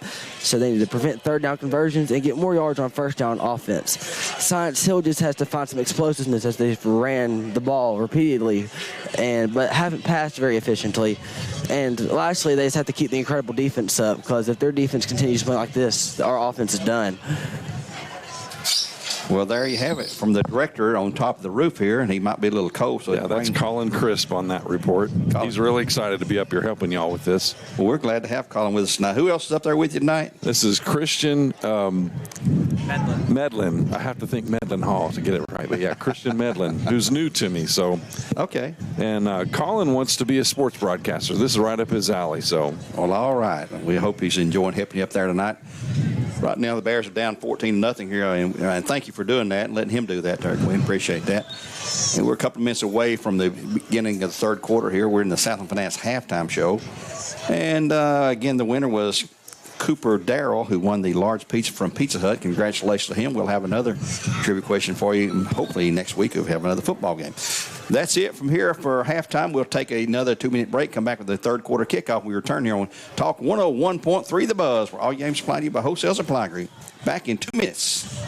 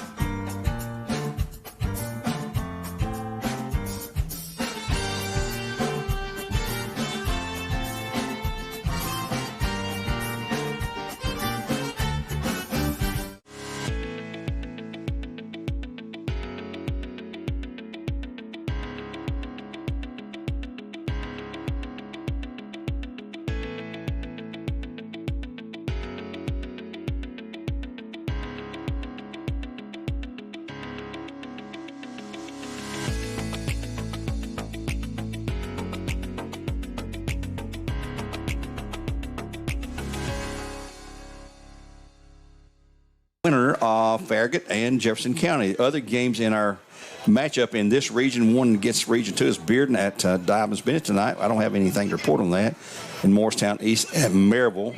Walker Valley was winning their game 14-0. I just saw a blurb come across it. Walker Valley recovered the opening kickoff at the 21-yard line, was fumbled, and scored in a couple plays. Then had a 61-yard drive to take a 14-0 lead over the Carnes, and that's the latest score we have on those games there. If anyone's listening has my cell number, and that's way too many people, by the way. You just send me a scoring update there if you'd like to. We didn't mention Cleveland tonight because they're not playing. Their season ended last week, and they're finished for the year. So we get ready to move on to basketball, and actually the basketball season will start week after next. I think the Bears played November the 15th, and I hadn't seen the Cleveland schedule yet. I believe they play that same week along with Walker Valley. So, folks, it is here as we bleed over from one season into the next. And we'll have a lot of coverage for you on Mix 104.1 and Talk 101.3 The Buzz during the basketball season for all three of our local high school teams. We appreciate all of our great sponsors making all of this happen for you there.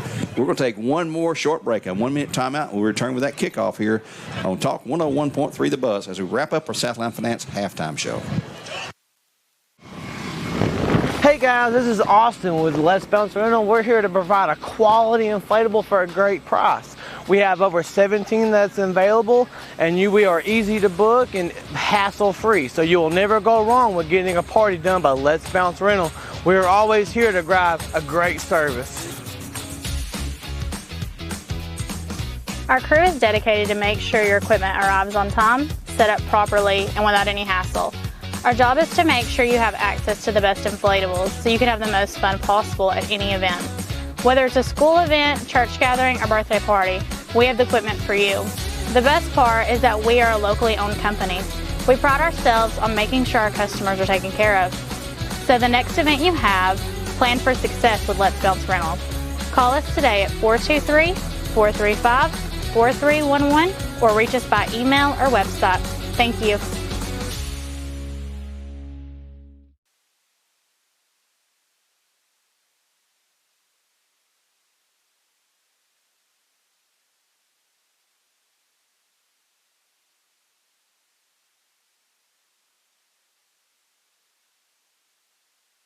Here at Science Hill High School in Johnson City, Tennessee, up in the Tri-City area. If you don't know where that's at, it's an easy drive. It's a long drive, easy drive up 75 through Knoxville, hit 40, come all the way up here on 81 out of near the Greenville area there. You come right on up here, and it's right off I-26 up here, about 190 miles one way. So it's a late night getting back for all of us and our fans across the way. And a good turnout for Bradley here tonight. Surprisingly good turnout on a Friday night. People had to take off from work early to get up here, and I know Gwen and the guys up on the roof came up here earlier today. And we've had a good time. Yep. And I heard you eat some shrimp scampi. Sure did, boy. Mm-hmm. Yeah. Colin picked that out. I just said, yep. Yep. You guys are bragging about what we had to stop the Cracker Barrel there in Strawberry Plain. Yeah. Had a real good meal there too, though. But we're about set to go here on the third quarter play. Both teams are about to take the field. Bradley will be kicking off to Science Hill. They lead at 14-0 here as we begin third quarter play. This is the first round of 6A playoff football here in Tennessee. Statewide, every classification is playing tonight. And there'll be a lot of teams. We'll see, 230-something teams, I think I read. So half of those will be ending their season tonight. The other half will advance to live at least one more week. Grant Haney, who has not been able to kick off anything tonight, it's his first kickoff of the night. He is the record holder for the Bears when it comes to most field goals made in a season with 10, and most field goals made in a career with 16. Been very, very accurate throughout his career, especially his senior year here. And we hope to see Grant kicking somewhere next year. He's been to several colleges, got some really good invites, and we hope to see him playing somewhere in the future representing the Bears. And he is set for the kickoff here. Back deep will be for the Hilltoppers. Probably be Moon back there at Dukes. It's going to be Moon back deep. He's a long, deep man. Here comes Grant's approach, and here's his kick, kicking against the wind. It's going to be taken at the 7-yard line to the 10 to the 15, and trying to get outside the left side to the 20. There's a flag. There's two flags. He's going to run forever, but that's all going to be for naught as he's coming. He's going to take it coast to coast. No, he's going to be called down or hauled down. No, he gets free and goes to the end zone, but the referee is standing down there where he threw the flag and says, bring it back, boys. Another big penalty call against Science Hill. Boy, that's a big one. And how many penalties they have the first half, Earl? Oh, let's see. 5 for 40 yards. And we haven't been plagued with penalties tonight. And that run. Look where that flag's at, the 16-yard line. Nobody could really get excited here on the home 3 of them. side 21-yard line. because they saw the flag. 21-yard line, yeah. It was a thing of beauty, but in fact, he crisscrossed the field from one side to the other. Well, if you get holding like that, you can probably do that too. Yeah, and probably a couple of, I saw at least 2 flags, maybe 3 come flying out. There was 3, yeah. Quick update, Brett Whitehead sent me a score. Powell's now 28-7. It's halftime at at Powell. Ottawa 7, Powell 28. Thank you for that update on Elders Ace Hardware. Brett Whitehead. That makes more sense. Thank you, Brett. If you're listening in, we appreciate you doing that for us. Keep us informed, Brett. Get us an update on Walker Valley if you can. Swartz set to go and out of the shotgun again. He will hand it off this time. That's going to be Dukes going to the left side. He'll have some good yards out to the 15, the 20, 25. And he'll have a first down, a big gain. Out to the, where are they going to mark him at? At the 29, maybe? 29 or 28. Looks like the 29. Yep, 29-yard line. 16-yard run. For a 1st and 10 for the Hilltoppers. He lead it 14-0 here at the start of the third quarter play. This is the first possession. And Swartz will hand off again to the running back out across the 30. To the 32, it looks like. The referee on the far side is aligning it correctly. And it's going to be a short gain, about 4 yards. 2nd down and 6 coming up after a 4-yard gain for the Toppers. That's out of the backfield. I believe that was Chester that time.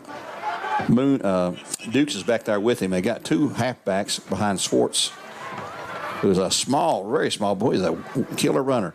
And he'll hand off this time to Dukes, and he's going nowhere.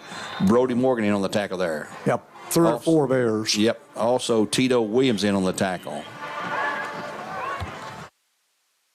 Along with Knox Watson, yep, he's usually there. And Max Wilson in on the play as well. It's going to be 3rd down, right at a short 5. Ball's at the 33. 33. Between the 33 and 4. Set to go again. 3 men in the backfield with the quarterback. Now the quarterback will keep it. Swartz going right. He's going to be pulled down. He will not get it. It's going to be 4th down. He won't like much, but it's going to be 4th down. And the ball's going to be at the 38. 4th and 1. Will they go for it? I don't think you can. 14-0 lead here in the third quarter, early in the third, and looks like they're going to swap out 3 different guys. They've not punted tonight. Yeah. They have punted twice. Twice, yeah, 32-yard average. They're going for it. They're lining up to go for it at least. Come on, Bears. Wildcat big now. Play right here. With Moon going to take the snap. He's going to roll left, and he's going to get the first down. Yep. Out across the 40 to about the 43. 1st and 10 for the Hilltoppers. Dorsal came off the field at quarterback, and Moon stepped in there in the Wildcat. Also had Dukes back there with him. Dukes is 1, Moon is 5, in case you're watching this at home. Being televised on NFHS Network. We hope you're able to watch it. 9:15 to go here in the third quarter play now. Twins to the left side. Swartz handoff this time. Nope, he'll keep it. Oh, he's deceptive. He's out across the 45 to about the 47. A gain of about 4, maybe. It'll be 2nd down and coming up. Referee's going to stop play. Bradley's got a man down there. It looks like, Marcus Goree is hobbling off with his left foot bothering him. We don't need to see Marcus injured. Marcus, our player, I hope you heard the interview. He is down on his knees over there at the sideline. They're going to have to wait till he gets cleared out. He is too close to the line of play. Grabbing his left leg, left knee.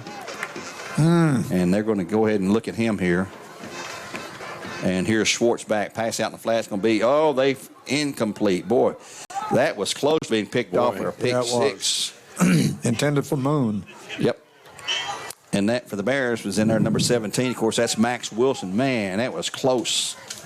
3rd down and 6 to go now. Big play for the Bears. They need to hold them here and get the ball back. They trail 14-0 at 8:43 to go in the third quarter play here from Science Hill High School in Johnson City. And that is their first misfire right there. They were 6 of 6 in the first half. Swartz is a good quarterback. I see how they beat Bob. He's dropping back to pass again, looking left, throwing long down the field. He has got it, and he's got a first down barely at the Bear 45-yard line. Let's see if we can find out about Marcus Goree on the far side.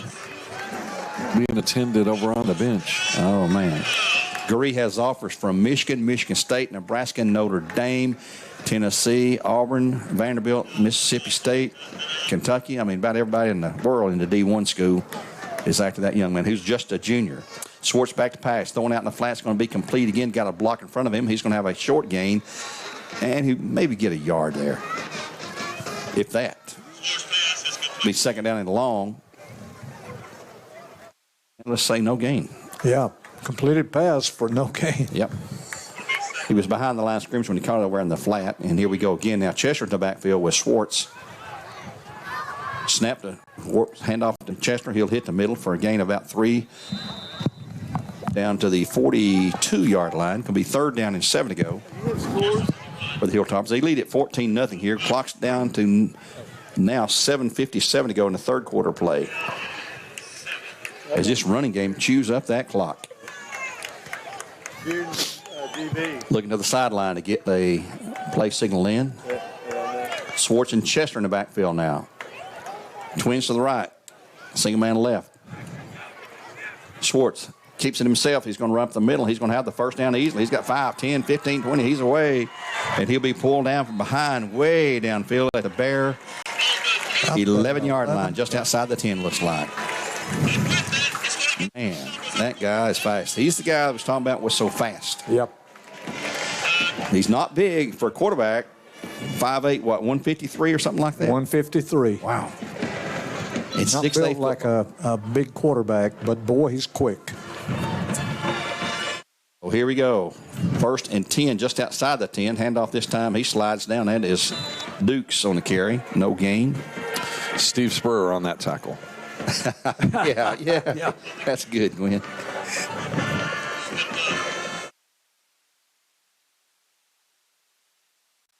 Clock is running now. We should roll under 7 minutes to go. 2nd and 9 after a 1-yard pickup.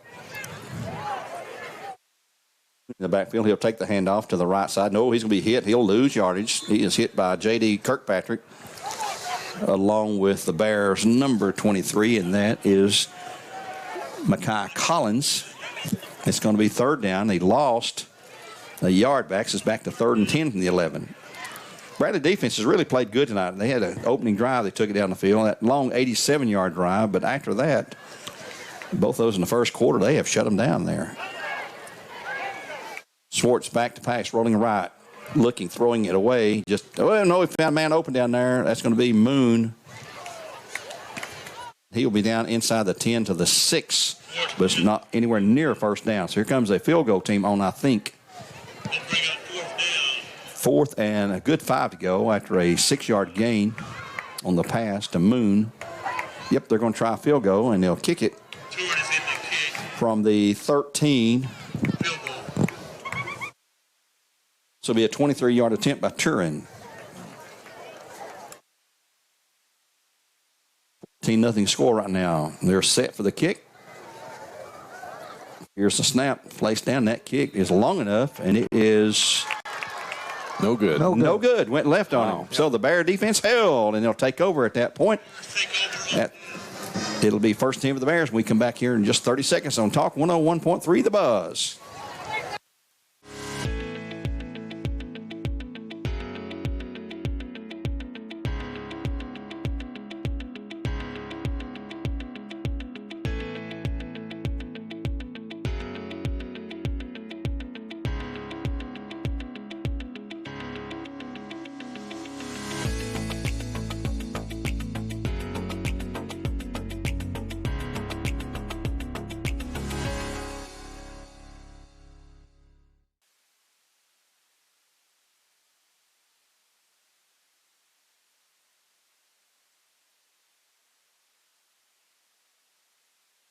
On 1st and 10 for the Bears.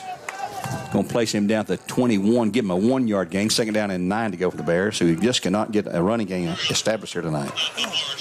They really missed Jackson Wilson. Went out in the 3rd game of the year and has still got a very tender foot or ankle, whatever it is his problem was. On 2nd and 9, Alex Wilson back, looking left, throwing. That's interference. And it is. You called it. The flag's on the field. Yeah. It was a delayed flag, but he did throw it. And I didn't do it. I didn't have to get in a rage or up. I just, he was on his back. Earl, your heart can't take a rage, you know, so no. Keep you chilled out here. Let's see, the flag's at to 35.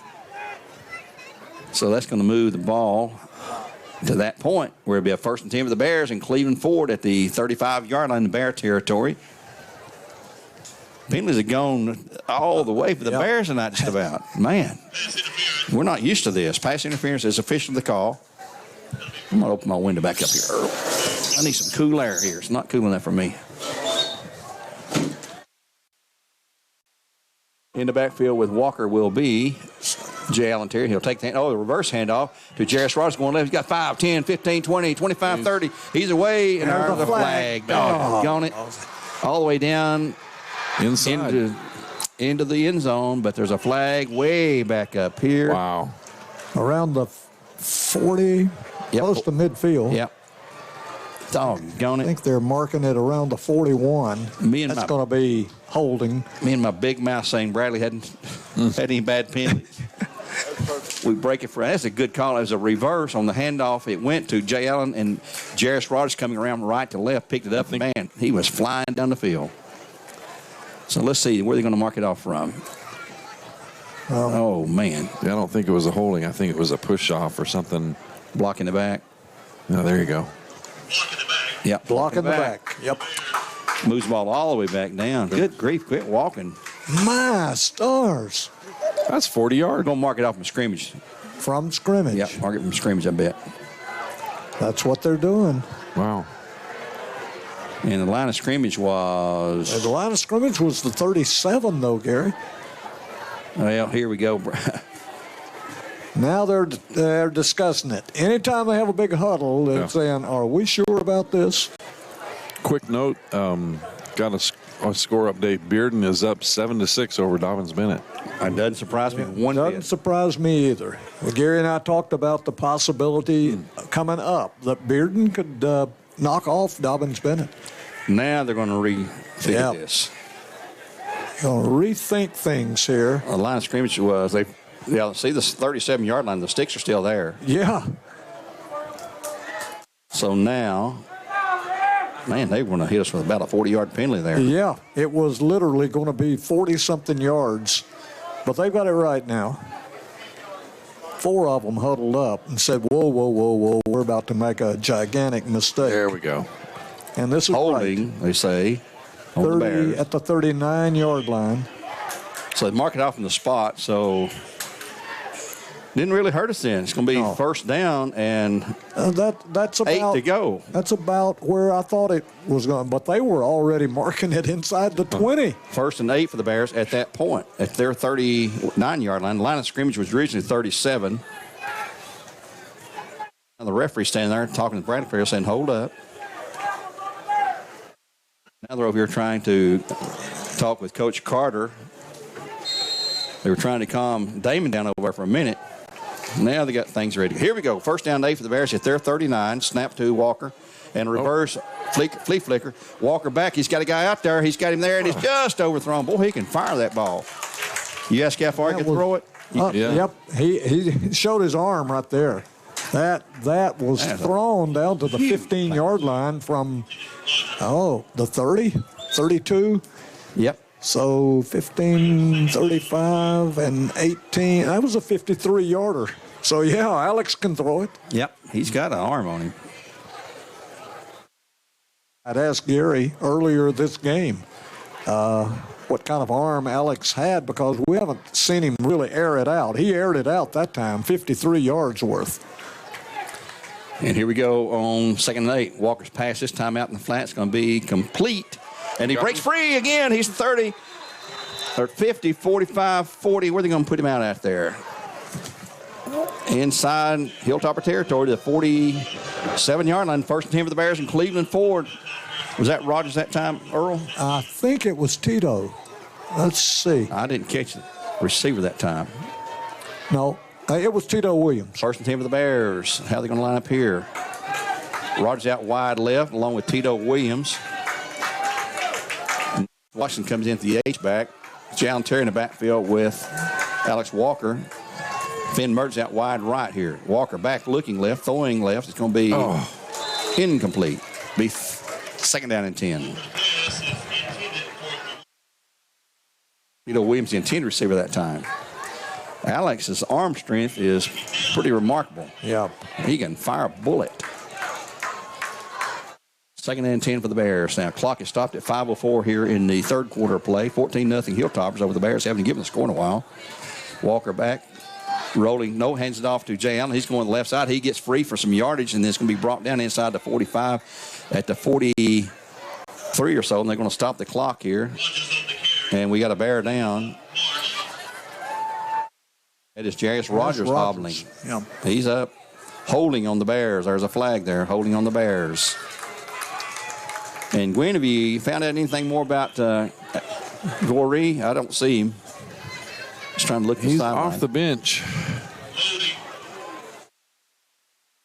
They'll move the ball back to the 44 yard line. He is on the bench. Yeah, he's still on the bench, Gary. Okay. Going to be second down. 20 to go for the Bears now after the holding call. So I said something about the Bears not getting many penalties. They had two major ones here on this drive.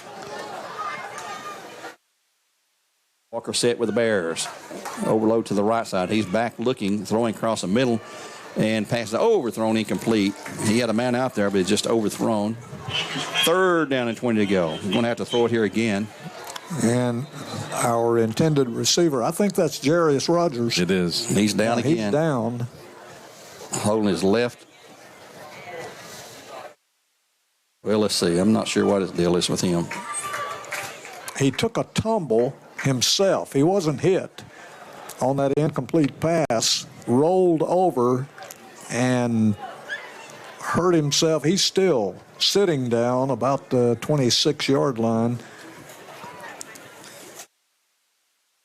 And we've learned through the years not to speculate a whole lot on injuries. Direct Primary Care. It's not insurance. It's health care. Direct Primary Care Associates.com. They're our injury sponsor this year. Direct Primary Care and Direct Primary Care Associates.com. As he's being hipped off by our trainer.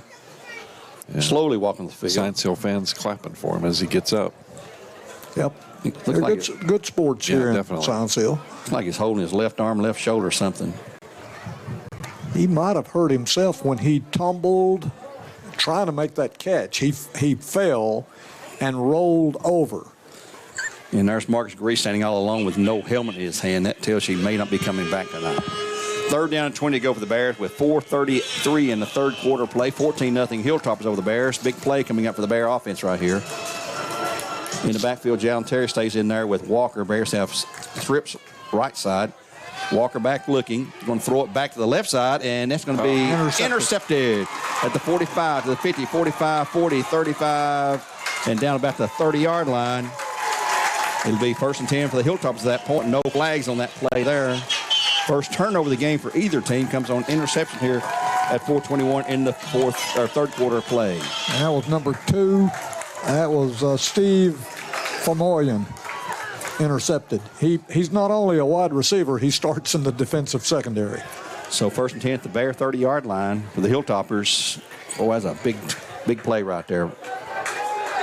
In the backfield this time will be Dukes and Moon with Schwartz at quarterback. Claps his hands. Here's a handoff to Moon going to the right side, inside the 30, the 25 to the 20, and still going down to the 15 before he's pushed out of bounds. Somewhere, I believe, back about the 19-yard line. Be a first and 10, though, for the Hilltoppers on an 11-yard gain that time. They'll move the sticks one more time. Before he's pushed out of bounds. 4:13 here in the third quarter play. Hilltoppers still leading at 14-0. They missed a field goal on their last drive. The Bear defense just rose up and stopped them. Schwartz hands it off this time to Dukes. He hits the middle. A couple of yards down to about the 17 or 16-yard line. Let's see where they give him forward progress to. Second down coming 16. Up. And going to be about 7 to go. Give him 3. We rolled under 4 minutes here in the third quarter play.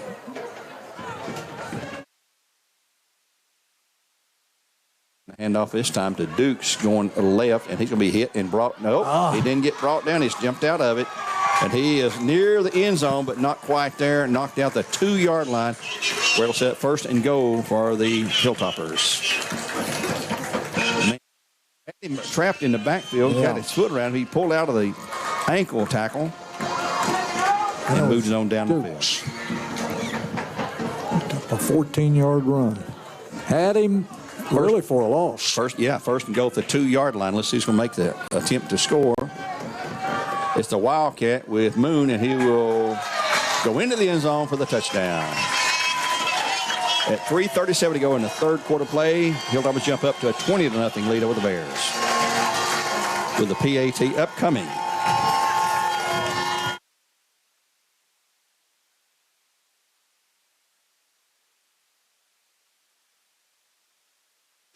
It's to be Turin again to attempt the PAT. He's been quite good at that. He's just a sophomore. The latest we had to Kingsport was a losing to Bearden 7-6 at halftime from Kingsport. And here's his kick. This time's a spinner. It's high and it's good. Time on the field. 3:37 to go. Let's take a 30-second timeout by telling you the score. Hilltoppers 21, Bears nothing here on Talk 101.3 The Buzz. Back in 30 seconds.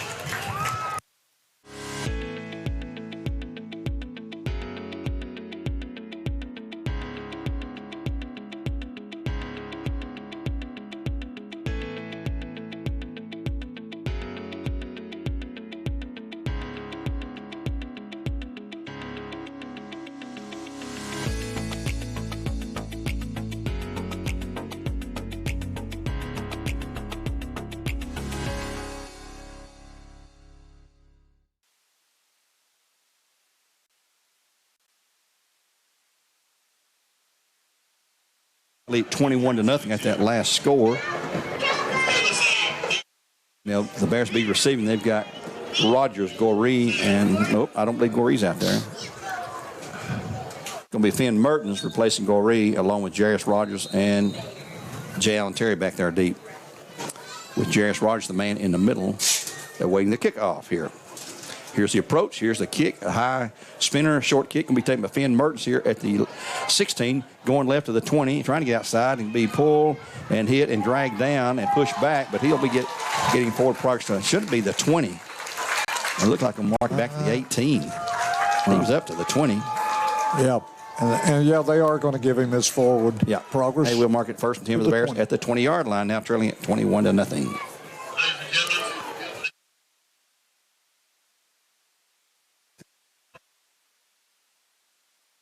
Get some of these co-people to buy some food concession stand here. Great place to watch football here at Science Hill, no doubt about it. Kingsport as well. We've not been to Bristol for football, not in our lifetime anyway. Here's Walker, fakes the handoff, throws a pass. Going to be incomplete, intended for Tito Williams on the far side. See if we can pick up some other scores for you here while we have just a second. Bearden leads Dobbins Bennett 7-0. 12 minutes to go to the start of the third quarter there, I guess we could say. South Sevier County up 14-10 over Morristown West. Pigeon Forge all over West Green 41-0 in that game. Bradley now with trips to the right side. Single man left on second down and 10 to go. Walker back looking right, throwing out into the flat. Incomplete, a little bit short that time.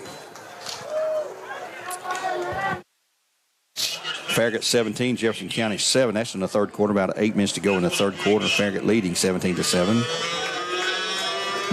Maryville up 42-0 over Morristown at the half. That's Morristown East. Maryville 42-0 at the half for Morristown East. Not a surprise there, really. West leading David Crockett 49-0 at halftime in that game. Man. Just unbeaten. West is a powerhouse. Yeah, maybe the best team in the state. That's what some coaches think, irregardless of classification. Bradley's pass down the middle is going to be incomplete. It's going to be 4th and 10. Intended way down the field out there. Intended for Tito again. Yep, Tito. Bears going to have to give it up on 4th down and long. 4th and 10 to go. Oak Ridge leads Ray County 15-7. Start of the third quarter play there. Oodawall trailing Powell 35-7 now at the half. So that will be the opponent for the Carnes and Walker Valley winner. Here's a high snap pulled down by Perkle. Gets it. Boy, he's got a boom tonight, and a fair catch called for and made at the 43 or 44 yard line there. 37 yards again. Yep. Schuyler's done a good job on his punting tonight. McMinn Central up over Sequatchie County 14-7 in the second quarter play. That's at Sequatchie County. Walker Valley 14-7 over Carnes. That's in the third quarter play now. So here come the Hilltoppers leading 21-0 with 3:07 to go in the third quarter play. After the Bradley punt, they'll start first and 10 at the 38-yard line. Now the Wildcat, they've got Moon at quarterback and flag. Movement on the Hilltops, another 5-yard mark off, first and 15 coming up. Schwartz was out of the game. Moon was in that Wildcat. He's ran that several times tonight. And I believe they're going to call timeout here. Timeout on the field for Tzatziki's in the Target Shopping Center. We'll take a 1-minute break with 3:07 to go in the third quarter play. 21-0, the Hilltoppers over the Bears. We'll be back in 1 minute.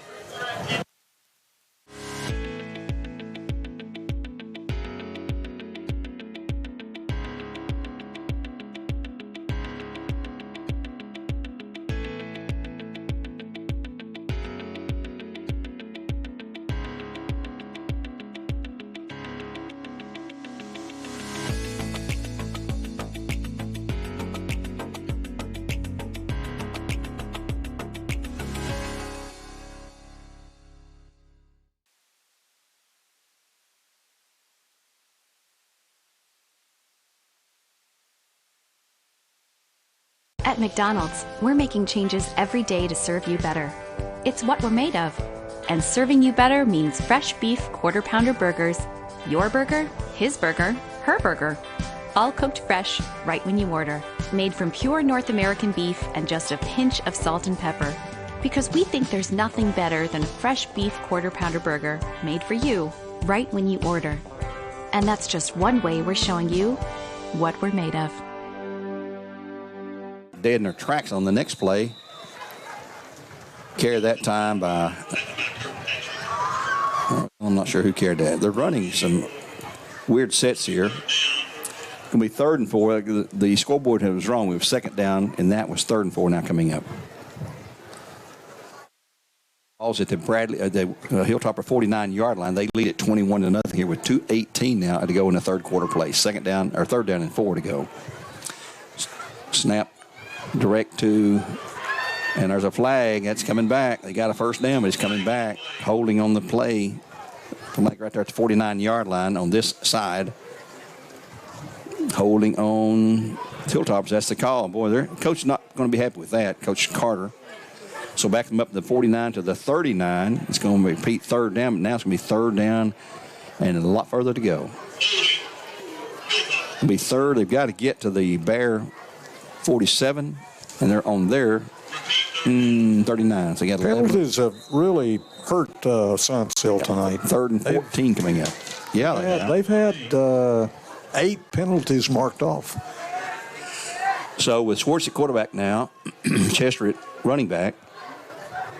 Watch Schwartz to carry. No, he's going to drop back to pass, and he's going to be under pressure. Going to throw out on the flat. It's going to be incomplete. It's going to be 4th down.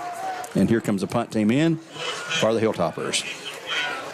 Clock stopped at 1:48 in the third.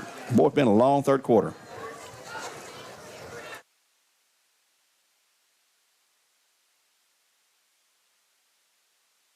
Back again for the Bears. Let's see if Rogers back there. Yep, Rogers back in there. He's okay. He did a good return on that last. Remember, he had the penalty. Oh, a low snap, and he got it off. On it. Nearly had that one, and Rogers is going to pick it up and run with it, and then he fumbles it. Goodness. And I believe they got it. Yep, they got it. Not a good move that time by Jarris. We've seen him do that earlier this year, his first punt return. 27. So the ball's at the Bear 38 now. Nathan Bird recovered for the Toppers. Wow. 38. So at the 38-yard line in Bear territory. Well, that's a change of field position.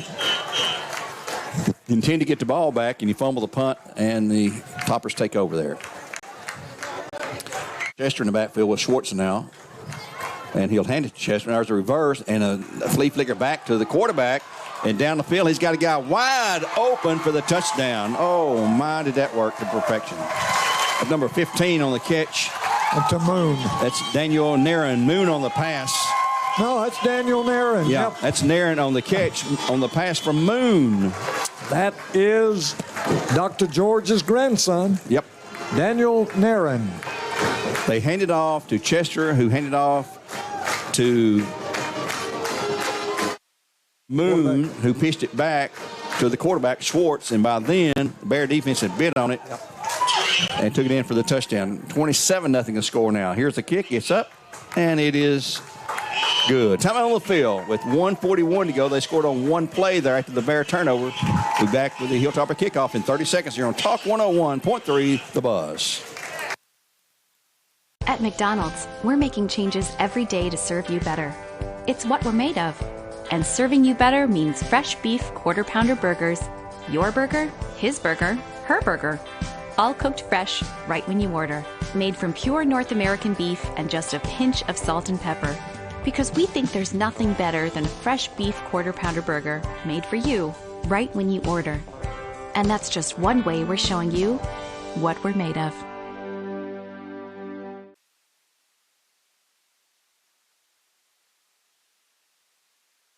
Back here at Science Hill High School, getting ready for another Hilltopper kickoff. Back deep for the Bears will be Jay Allen Terry. He's in the middle. Darius Rogers over here to this side. No, Jay, we've got somebody else way over there. That's going to be Finn Mertens. They flipped this field on us here. So Terry getting ready for the kickoff here with only 1:41 in the third. Here's his kick. It's a high kick to the left side. Caught the 15 to the 20. Trying to get around there to the 25, and he ain't going to make it. He'll be down at about the 24, looks like, where the Bears will take over again. First down and 10. The Bears had held the Hilltoppers and forced a punt after another couple of penalties, but the punt was fumbled. Jarris tried to catch that on the run. On the run, Tried to run up and catch that. On the bounce. And couldn't handle it. On the first play after that, 36-yard pass on a double handoff and then a pitch back as a flea flicker, I guess you call that, to Schwartz, who threw to a wide open Nairn. That is Daniel Nairn. If you're around Cleveland, you know who that belongs to. First hit of the Bears. Here we go. Walker handoff in the middle. That's going to be Jay Allen Terry. He's going to have 5. He's going to have 6, 7, 8. He's got a first down. He's still going, and he's out to the 30. We have it right at the 35-yard line, actually. Yep, first and down. I believe he's, first and 10 for the Bears, and Cleveland forward at that point. That's our best rushing run of the night. Right at 10 yards, just a shade over 10 to get the first down. Looking to the sidelines. Brett Standifer signal plays in from the side over there. Walker with Jalen Terry in the backfield. Trips right side for the Bears. Hand off Jalen. Again, going to the left side. He's hit. No gain this time. Second and 10. Tried to go off the left side, and he was just stopped dead. But number 6, that's Baylor Necessary, sophomore, on the play. 28-0 with 45 seconds to go here in the third. Hilltoppers over the Bears. No gain. Second and 10 for Science Hill. Walker drops back to pass, has time, throws out. Here he's got a man open. He's got it. There we go, baby. It's going to be a touchdown for the Bears. Come on, Taylor. Oh, man, they get him. I'm not sure. He is right there at the goal line. Yes, touchdown. Yeah. Taylor Dugan. Taylor Dugan on a touchdown. A 65-yard pass, catch, and a score. Boy, he was flying down the field for a touchdown for the Bears. Had two guys giving chase, and, man, it was a run from the 40 yards on in. And it was just about, can he get in? How did he outran him? Right there at the goal line. They finally caught him and brought him down, but he was just inside the line. Grant Hain at the PAT here for the Bears with just under a minute to go, and here's the kick. It is up. That kick is good. Time on the field. 28-7 the score with 19 seconds to go in the third. Back in just a half minute. Let's keep it here this time. We're going to a quarter break here in a minute. I'd like to remind you about Village Volkswagen, locally owned and proud sponsor of local sports. Take a test drive on the award-winning, locally made VW Atlas. Their website, villagevw.com. Also, Tennessee Western University, our good friends up there in Athens. We appreciate them being a sponsor. They've got a new president there. Dr. Tyler Forrest came there from UTC back in July.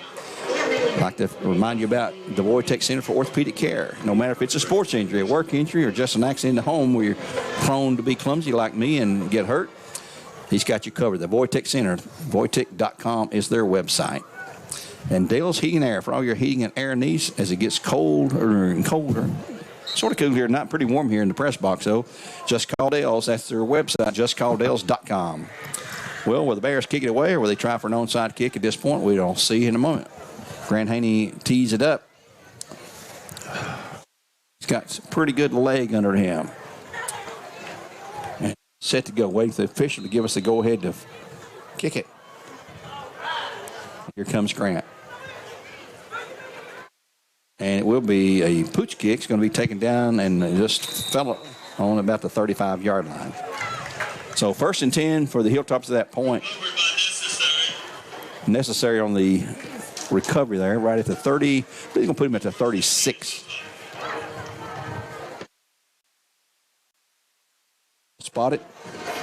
Right there, yep, at the 36-yard line. 1st and 10 for the Hilltoppers there with only 11 seconds to go. 17 seconds. Didn't have any time to start the clock that time. Swartz in the backfield. Let's see who's with him right now. It's going to be Chester in the backfield. Stepping up to change the play, though. Take the snap. He'll hand it to Chester. And he'll have a yard or two. 2nd down, as that'll be the last play of the 3rd quarter. Clock's at 10, 9, 8.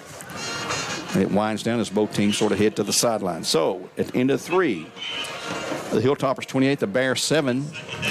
And we'll be back in 1 minute with period number 4. My thoughts are with you, holding hands with your heart. See you, only blue dog can love you. Remember how the new love was here to stay. Now December. Now the love we shared in September, only blue top can love you, remember. New love we shared today. Yeah, yeah, and we said, yeah.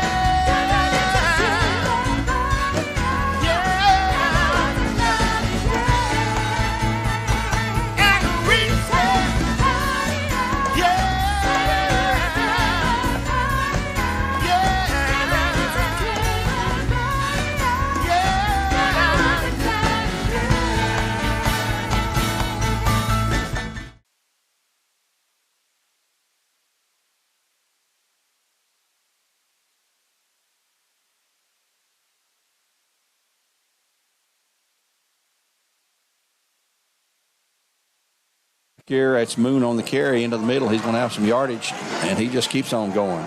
All the way across the midfield, the 50, the 45, and down to the Bear 40-yard line. 1st and 10 for the Hilltops at that point. 23 yards. Moon's quick. First play of the 4th period, 28-7 our score now. Hilltoppers over the Bears. Give them time to move the chains, and that's it. They're ready to snap the ball. They do. And here is Swartz on the carry. He's going to be hit in the backfield and brought down for a loss. And they'll bring him down a couple of yards lost and a flag. Uh-oh, at the tackle spot. Yeah. And, Moon's down. Yeah. Moon is down, and he's rolling over in agony.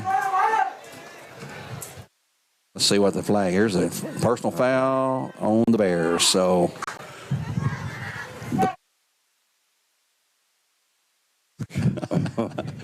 somebody below us is hollering about Moon. Get off, you're hurt. Let's go. Get off. No mercy. No, not in this world today. Do you personal think that's foul. his father? I don't know. Probably not. It's going to mark off 15-yard penalty.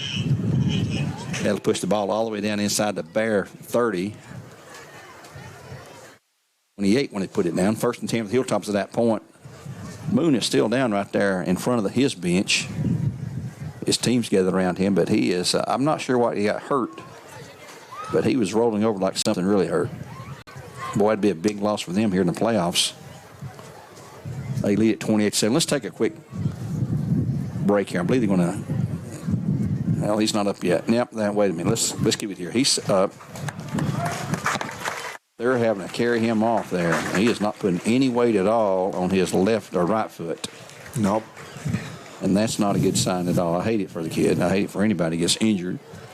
Moon is a senior, too. Tyler Moon.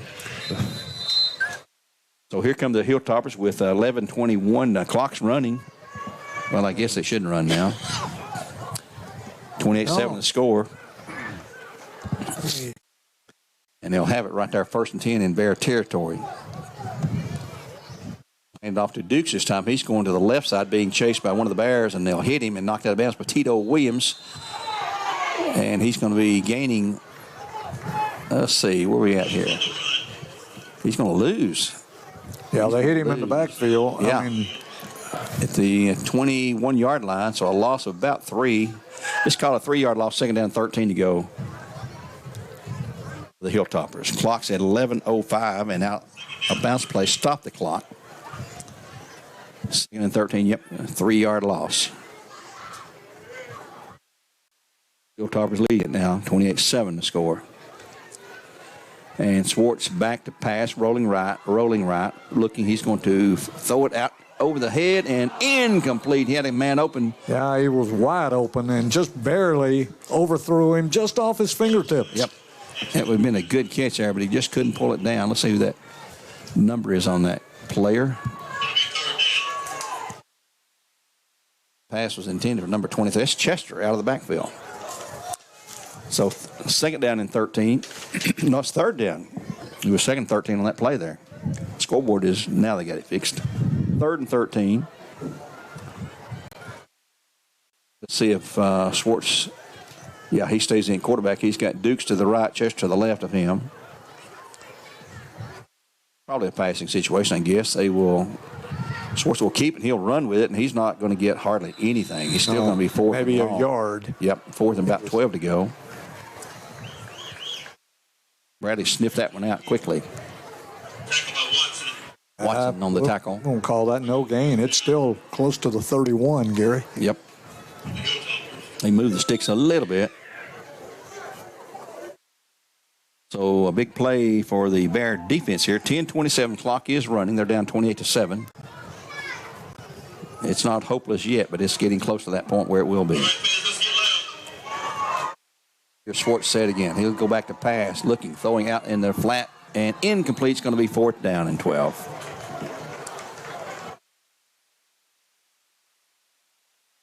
Oh, that's 4th down. It went over. Be 1st and 10 for the Bears at that point. Again, they held. Well, this series right here is a very critical series for the Bears. You're right. It's getting late. Over 10 minutes to go in the ball game, 10-13. And the Bears still could make some trouble for the Hilltoppers, but they've got to do something in the next 3-4 minutes on this drive right here. 1st and 10 for the Bears. Ball is at the Bear 36. Trips right side again for the Bears. Walker throws to the right side, has a pass complete for no gain. Actually lost a yard or two. I'm not sure who that was. A receiver on that. I'll tell you in a second. That was Jairus Rogers. Gets up very slowly. He will say no gain, 2nd down and 10, although it was complete. Clock continues to roll. We hit the 9:43 mark. Brady will line up. Out wide left. Walker drops back deep, runs up, and he's going to throw it out. And he's got a man wide open out near midfield. It'll be a 1st and 10 for the Bears at that point. Taylor Dugan had the big play of the night for the Bears. That 65-yard touchdown pass from Walker. 1st and 10 for the Bears, and Cleveland forward at the Bear 47-yard line with 9:13 remaining here in the 4th and final quarter of play in the final quarter for someone's season. Here's Walker pass across the middle. It's going to be complete. Yes, another 1st 10 down to the 39-yard line. The Bear offense beginning to show some life here. Passing attack under Walker. And who was that completed to? It's a Dugan. Looks like Dugan. Yep. 1st and 10 for the Bears, and Cleveland forward at that point. Trips right side for the Bears this time. Walker. Empty backfield. Back looking left. Throwing down across middle. He's got a ball tipped by two different players there. Incomplete. Intended that time down the field for Finn Mertens. That'll stop the clock at 8:43 on 2nd and 10 coming up for the Bears. Just inside the 40-yard line in Hilltopper territory. Glad to have you with us here on Talk 101.3 The Buzz tonight, or on the NFHS network, which is carrying this audio with the streaming brought to you by Mr. Gwen Schroyer and his audio video class. Back goes Walker again to pass. Going to a long pass down the field. It's going to be overthrow. There's a flag. Oh, maybe a hold on that. Pass interference. I think that's what's going to be the call. And let's see what the official who made the call is coming back to tell the head man. It is pass interference on the Hilltoppers. The big play, giving the Bears another first down. Down there, Finn? Yeah, I believe he on the right side of No, that was Darius Rogers. Rogers over there, okay. 11, not 7. Yep. So here comes the penalty. They marked it off down to the 24. First and 10 for the Bears, and Cleveland Ford again. Walker back. It's an all-out passing attack now. Walker looking, throwing it out in the flat. It's going to be overthrown. Really, I think he just dumped that one to get rid of it. 2nd and 10 coming up. Rogers was the intended receiver in that area anyway. 8:31 in the game, 28-7. The Bears on the drive here, though.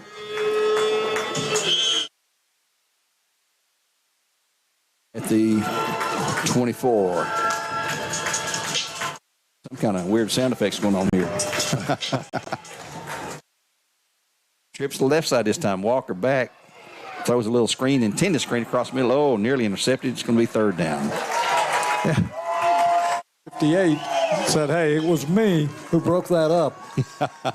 He got a big cheer from the home. That was big Kevin Smith. He's one of the linebackers. Yeah. He had that one in his hands. He almost had it. So here we go on 3rd and 10. This is certainly the Bears going to go for on 4th and 10 if they don't complete a pass here and get a first down. Walker back again. Time. Pass out in the flat's going to be complete this time. And that's going to be it's Tito Williams taking it down to the house. Touchdown Bears. Yes. Tito Williams takes it all the way. 24 from the 24. Yards. Touchdown pass from Alex Walker. Tito Williams had a lot of traffic to run through, but he will score. At 8:16 to go. 28-14. Well, 13 with the PAT coming up. It's not over yet.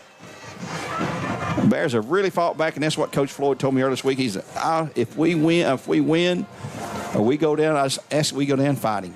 And he's getting that tonight. Here's Grant Haney attempting another PAT with 8:16 in the game, 28-13 our score. The snap, that kick is up.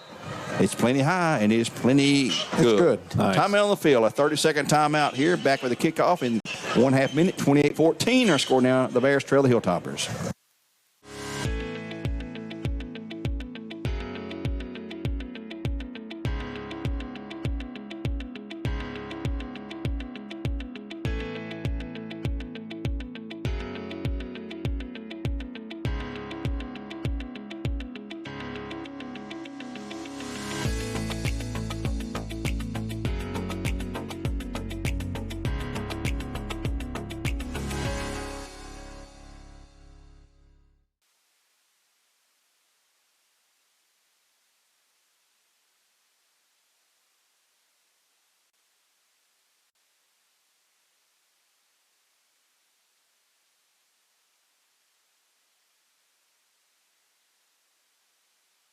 Hill High School getting ready for another kickoff by the Bears, who trail now 28-14. Just heard an update, 7-6. Kingsport still losing to Bearden at Kingsport.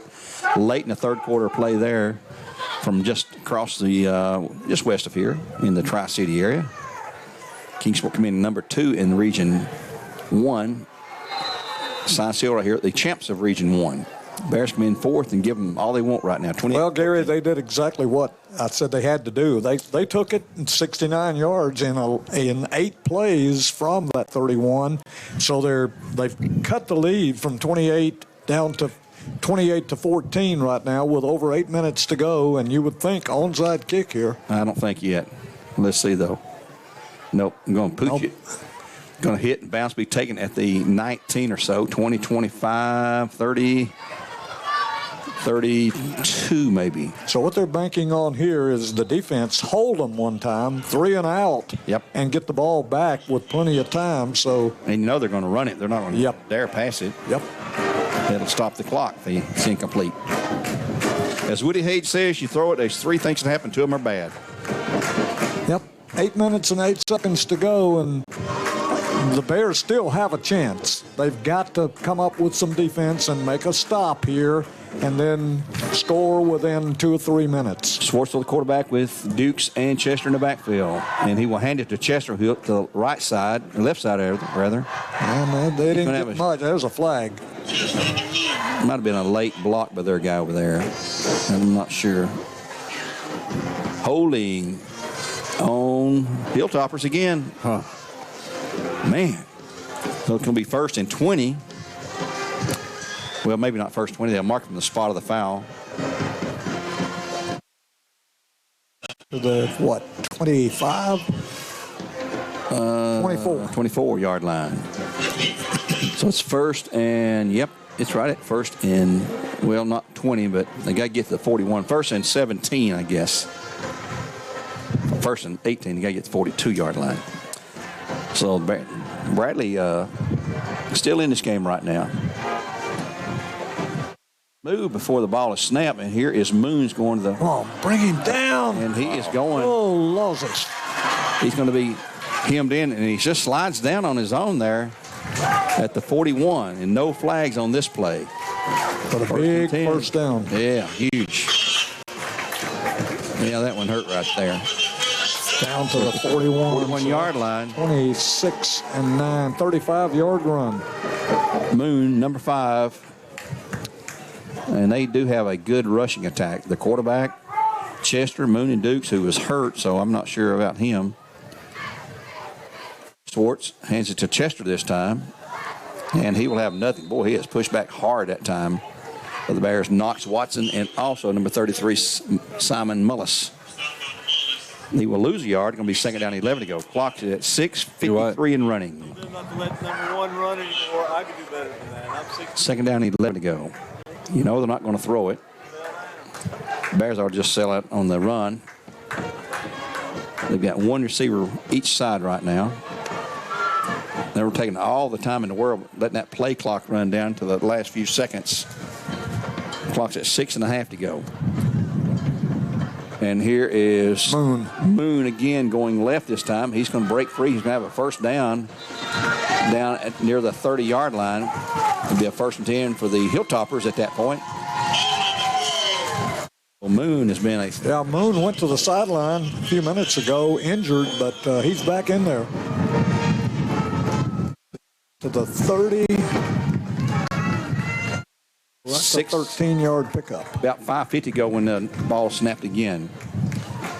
Hilltop just standing there looking at the play clock, which is directly in front of them on either end, just waiting. Dukes in the backfield with Chester, and time's going to be called by the official. Not sure what that's about. Legal procedure against the Toppers. I guess there's white out over here moved because it's pointing at him.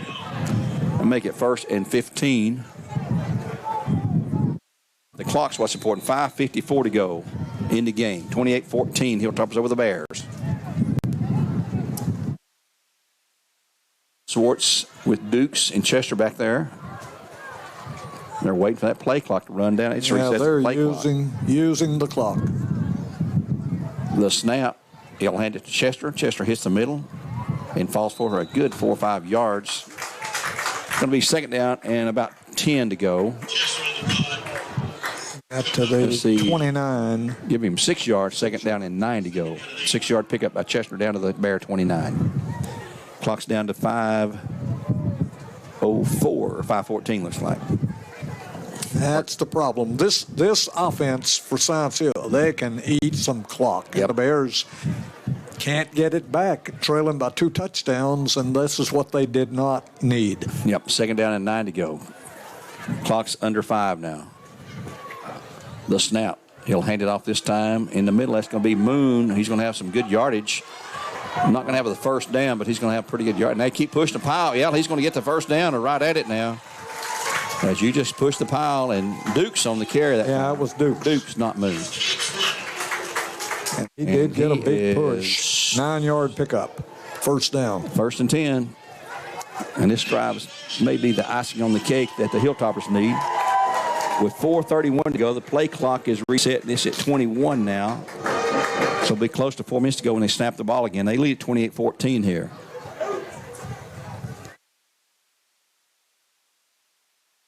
And they're a really sweet time. Boy, as fast as they were going in the first quarter, that's how slow they're going here in the fourth quarter. And they do. That's what you do.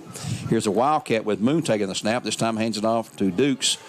And Dukes goes across. He's got good yardage down near the 10-yard line. Another first down, I think. And he is right there. Yep, 1st and 10 again. The ball, that's Watson on the tackle. The ball is placed down. Was it the 9? 9, I think. Yep, they're inside the 10. So it's 1st and goal for the Toppers at that point. Clock's now at 3:50 to go. Bradley's season looks like it's going to come to an end here tonight on the road at Science Hill. And not the first time it's happened up here. It's not funny, really. It's just crazy. Again, out of the Wildcat. It'll be Moon with a catch, hand off to Dukes, and he's going to be stacked up at about the 7-yard line. It's going to be 2nd down and goal at that point. Clock's at 3:23. It'll be under 3 minutes in the next snap. The fact that they have run over 5 minutes, that's the key. Whether they score or not, they have used the clock. Yep. They're going to swap out the guys up front. Get some fresh meat in there, as they say. Clock is going to hit 3 minutes right now. And play clock is at 15. They're going to burn another 10 seconds off of here. Here they go to the line of scrimmage now. They'll continue with the Wildcat with Moon taking the snap. And he will run it himself to the left side, and he will cut upfield and go into the end zone for the touchdown. And there's the old proverbial nail in the coffin. Yep.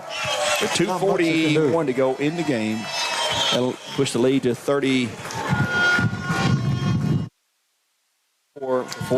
with the PAT coming up.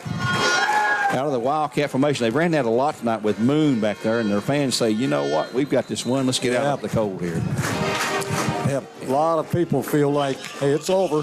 Because they are standing and applauding their team, but also several of them headed for the exit. Here comes the PAT attempt, and that kick is up. And that kick is good. Time on the field with only 2:41 to go. 35-14 to score. Hilltoppers over the Bears. We'll be back in 30 seconds with the Hilltopper kickoff here on Talk 101.3 The Buzz.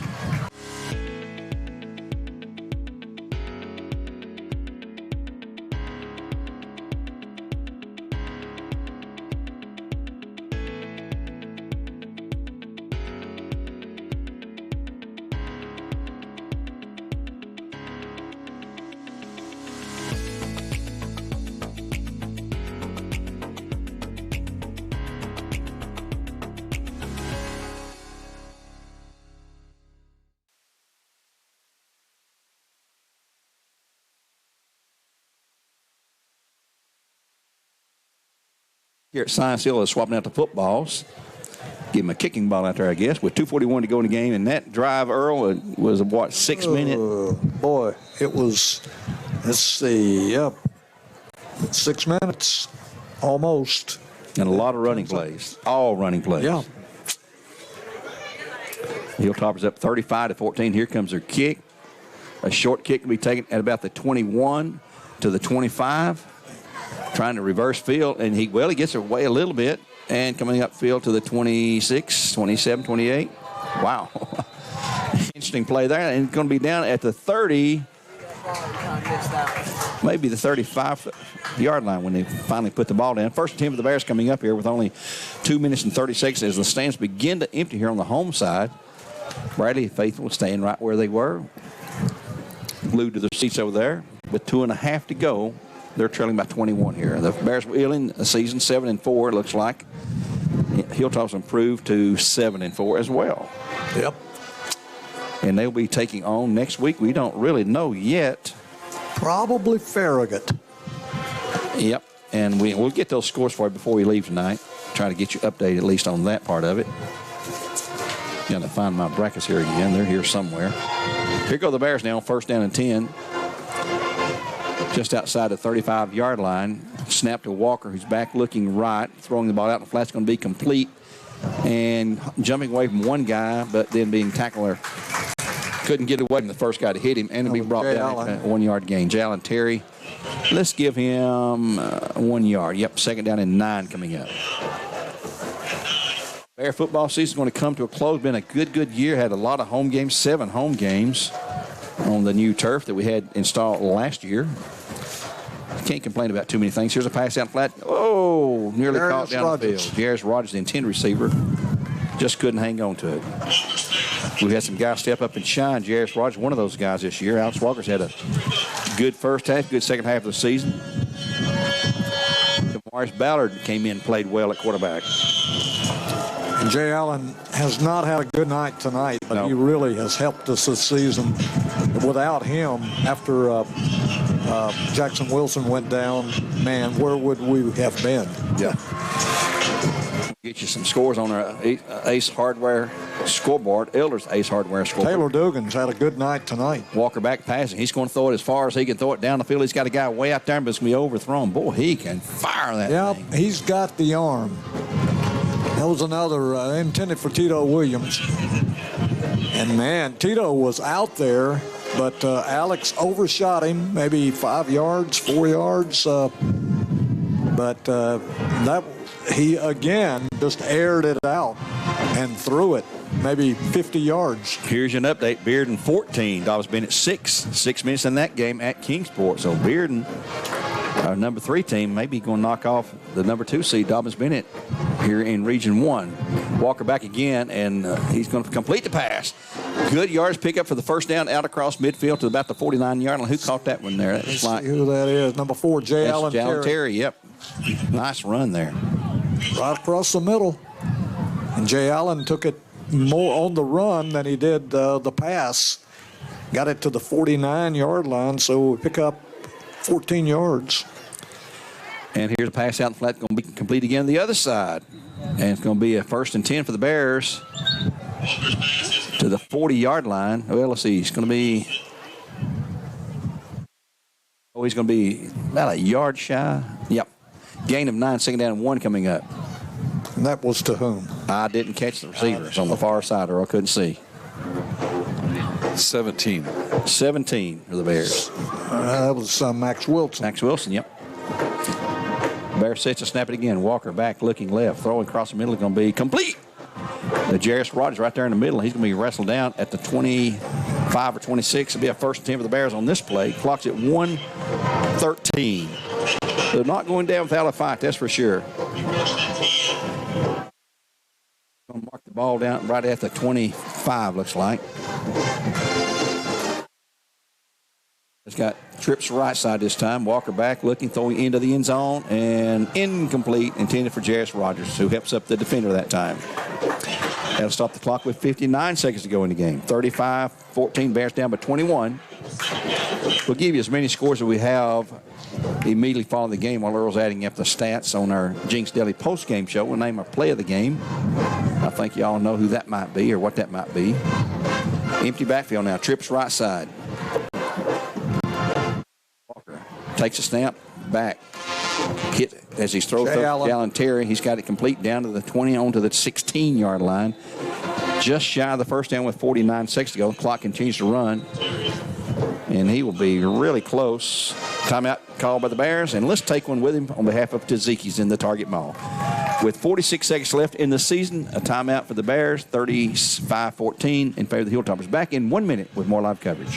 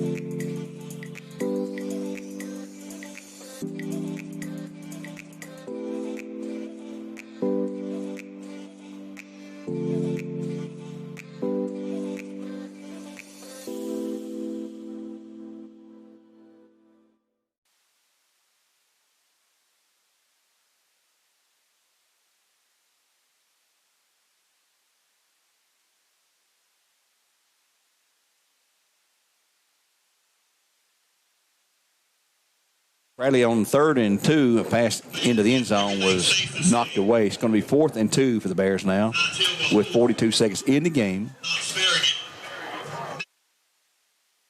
They're already saying here that Science Hill will host Knox Farragut next Friday. With the way the scores are, they're up 14-6 over Kingsport Dobbins Bennett with about 5 minutes in that game. Here's 35-14 Science Hill over the Bears with only 41 seconds to go.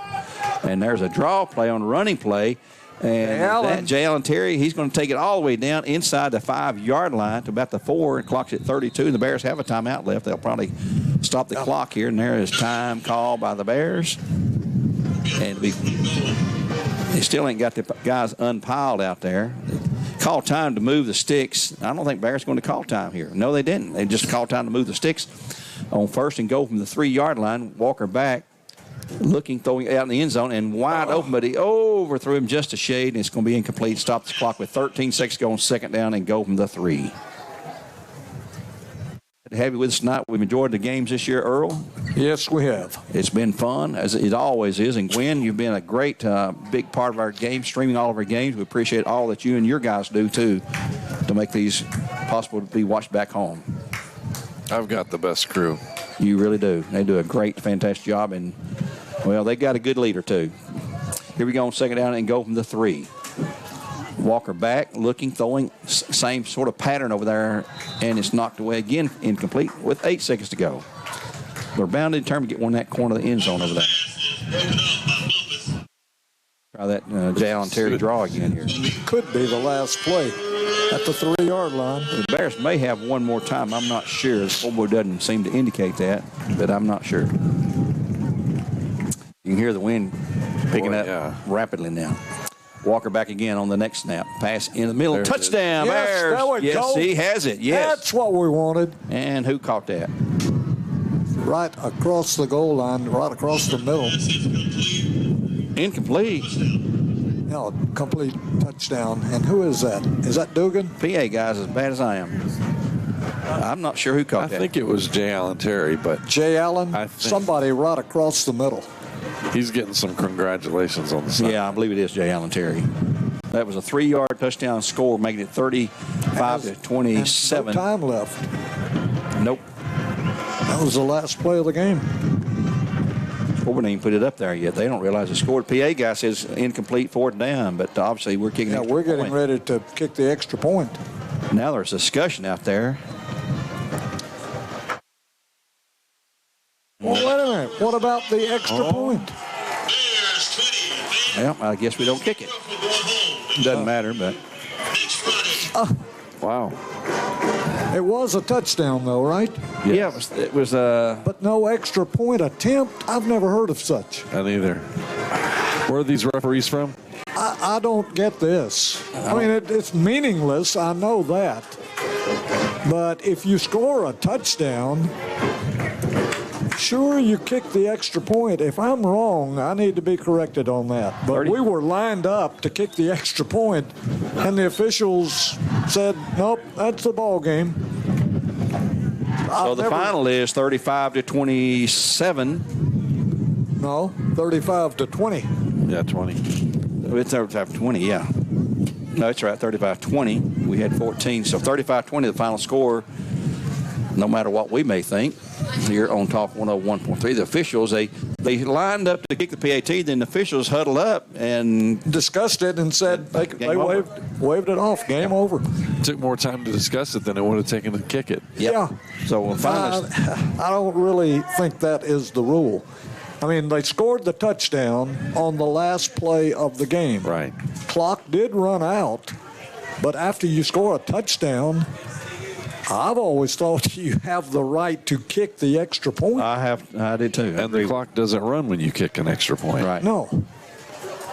Not sure what that's all about, but anyway, the final is 35-20. The Bears dropped their game tonight to the Hilltoppers of Science Hill, finished the season 7-4, and that will end the campaign for the Bears in the first round of the playoff again here at Science Hill, where we've had heartbreak before.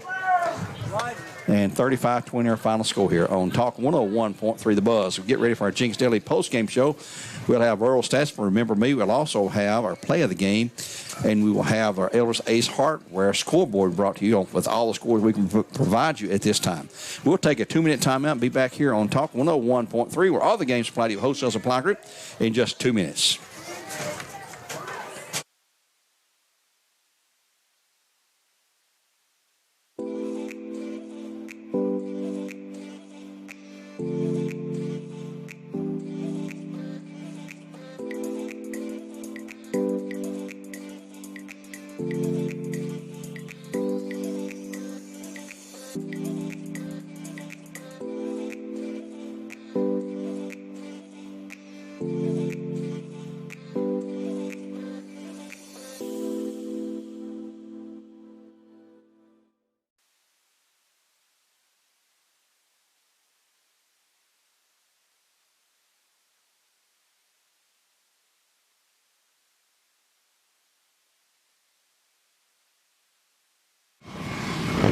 Hey guys, this is Austin with Let's Bounce Rental. We're here to provide a quality inflatable for a great price. We have over 17 that's available, and we are easy to book and hassle-free. So you will never go wrong with getting a party done by Let's Bounce Rental. We are always here to drive a great service.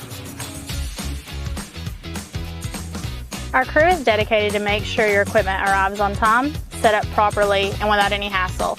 Our job is to make sure you have access to the best inflatables so you can have the most fun possible at any event. Whether it's a school event, church gathering, or birthday party, we have the equipment for you. The best part is that we are a locally owned company. We pride ourselves on making sure our customers are taken care of. So the next event you have, plan for success with Let's Bounce Rental. Call us today at 423-435-4311 or reach us by email or website. Thank you.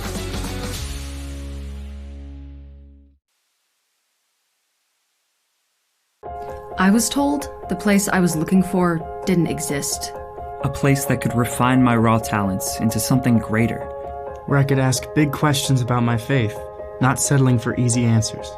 And I could risk what's comfortable in pursuit of my dream. To join with others, find my voice, and change the world. Cover that. And so Science Hill will move on. Looks like, from what we know, they'll be playing Farragut. It's up 17-7 over Jefferson County in their game at Farragut. That's about 5 minutes to go in that game. Dobbins-Bennett was trailing. Bearden's up 14-6 at Dobbins-Bennett late in that game.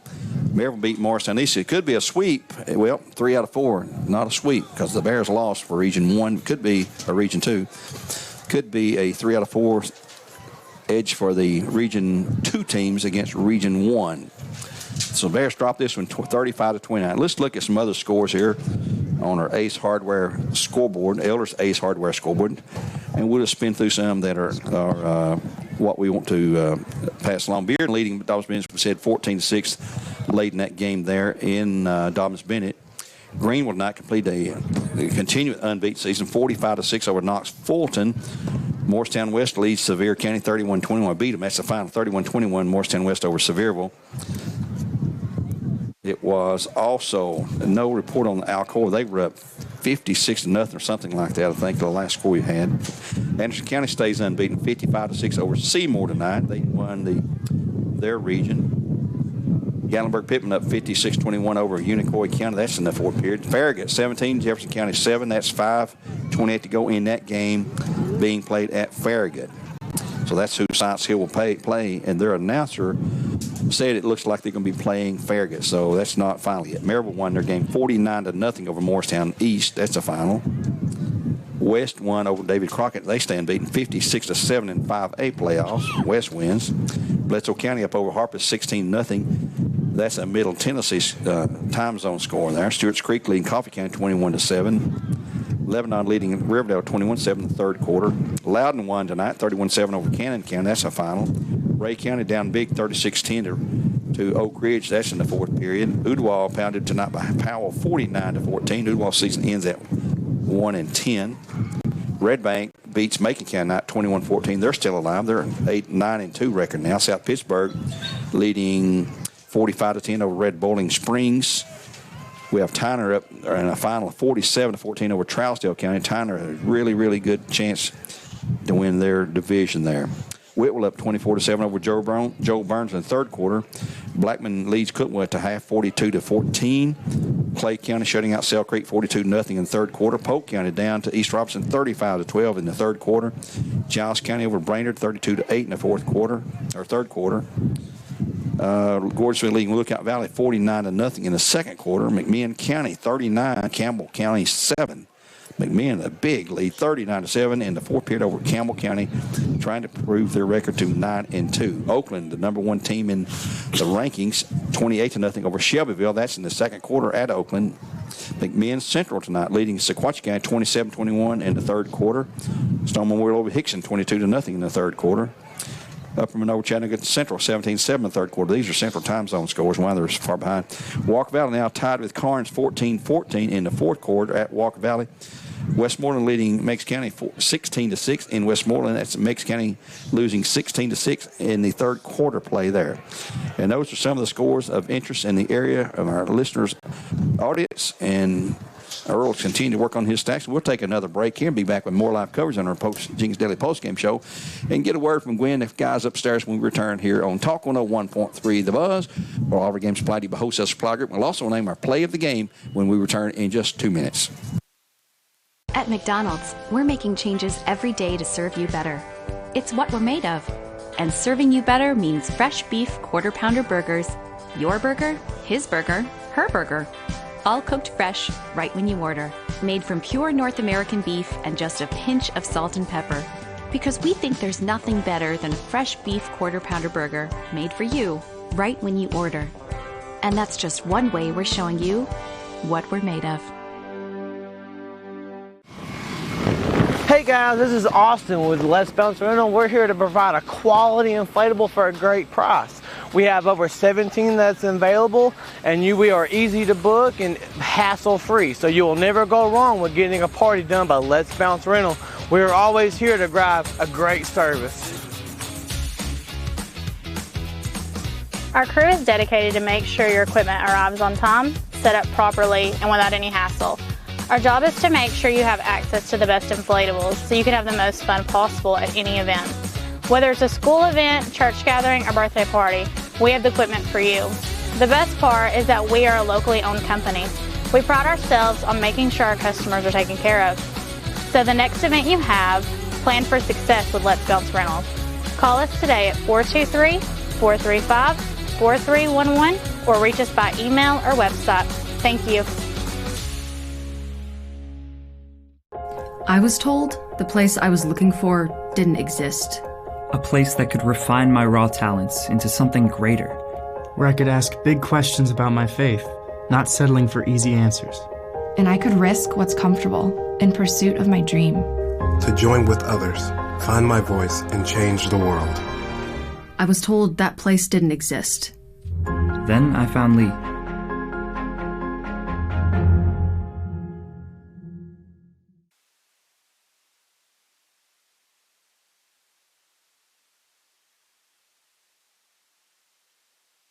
Back here at Science Hill High School on the post-game portion program brought to you by Jenkins Daily. I'd like to go ahead and name our play of the game. Our play of the game brought to you by Medical Center Pharmacy. Medical Center Pharmacy has all of your vaccinations as well as COVID testing. Medical Center RX.com, medicalcenterrx.com, and North Ocoee Street in Cleveland. Our play of the game was a 65-yard pass play from Alex Walker to Taylor Dugan, who had a great run after the catch. Didn't have to fight through too much traffic, but boy, he turned on the speed burners and kept it going. So the play of the game, brought to you by Medical Center Pharmacy, is a 65-yard pass play from Alex Walker to Taylor Dugan. So we didn't have a player of the game per se, but that's our play of the game from Medical Center Pharmacy here on our Jenkins Daily Postgame Show. Congratulations again to Cooper Darrell, who knew the answer to tonight's trivia question was Steve Spurr, the most famous athlete coming out of Johnson City Science Hill. So he'll win the largest pizza of his choice from Pizza Hut, and pick up that certificate at the studio there anytime during normal business hours next week. Just go by there. They'll have your name listed there for you, Cooper, so just let them know about that. And Earl, you ready for some stats yet? Well, we'll kill a little bit more time. Let's go up to Gwen on the press box outside up top talk about what you got coming up in the way of broadcasts on the Bear Network or NFHS Network, Gwen. Well, we're changing gears and setting in motion basketball coming up in a couple weeks. That we look forward to the indoor sports because it gets cold outside, like it is right now a little bit. Also, wrestling is shaping up. We have boys and girls wrestling. Yep. And looking forward to both having a great season, the basketball teams and the wrestling teams. So something you can look forward to. We'll have that on our YouTube channel. You can also just go to bchs.tv. And when a game is scheduled, that's the first thing you'll see on the homepage. It'll tell you how long till the game is.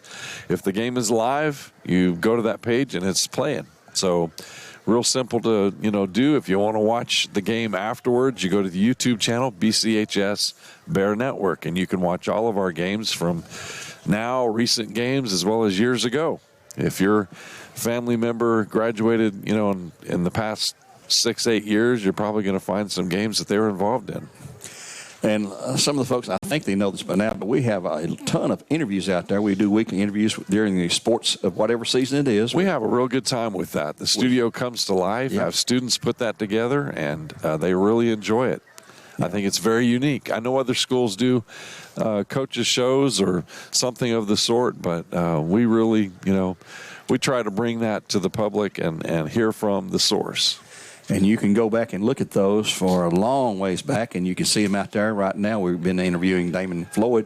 We'll have some preseason interviews with the Bradley boys coach, Zach Carpenter, and the Bradley girls coach, Jason Reuter, as well as Ben Smith, the head wrestling coach, as we move into the winter sports season, we call it, which will all start in about the second week week after next, I guess they'll start. Mostly on Tuesdays. Yep. And it'll be there for your entertainment and pick up the video. And I want to thank you, Gwen, because, man, folks, we've got a guru that works with us on our broadcast and helps us with all this, and a tech guy who knows what he's doing. And we couldn't do it without you there, and I know you enjoy it as much as we do. I couldn't do it without the help of the students, and I couldn't do it without your help.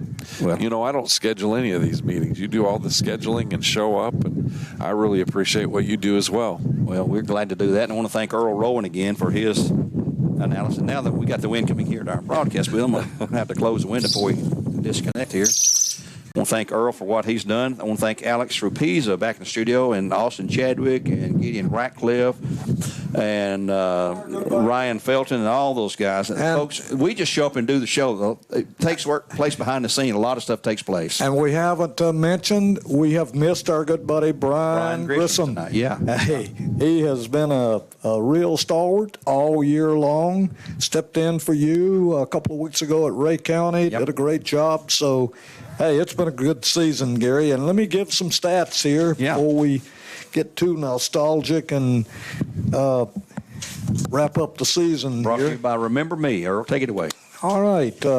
And it looked like this. In the first downs department, we were out first down tonight, 23-13. The Bears had 13 first downs, only 3 first downs in the first half, and Science Hill had 23. A methodical ground game, one of the most rushing attempts that I can remember in a long, long time. I'll tell you about that in just a minute.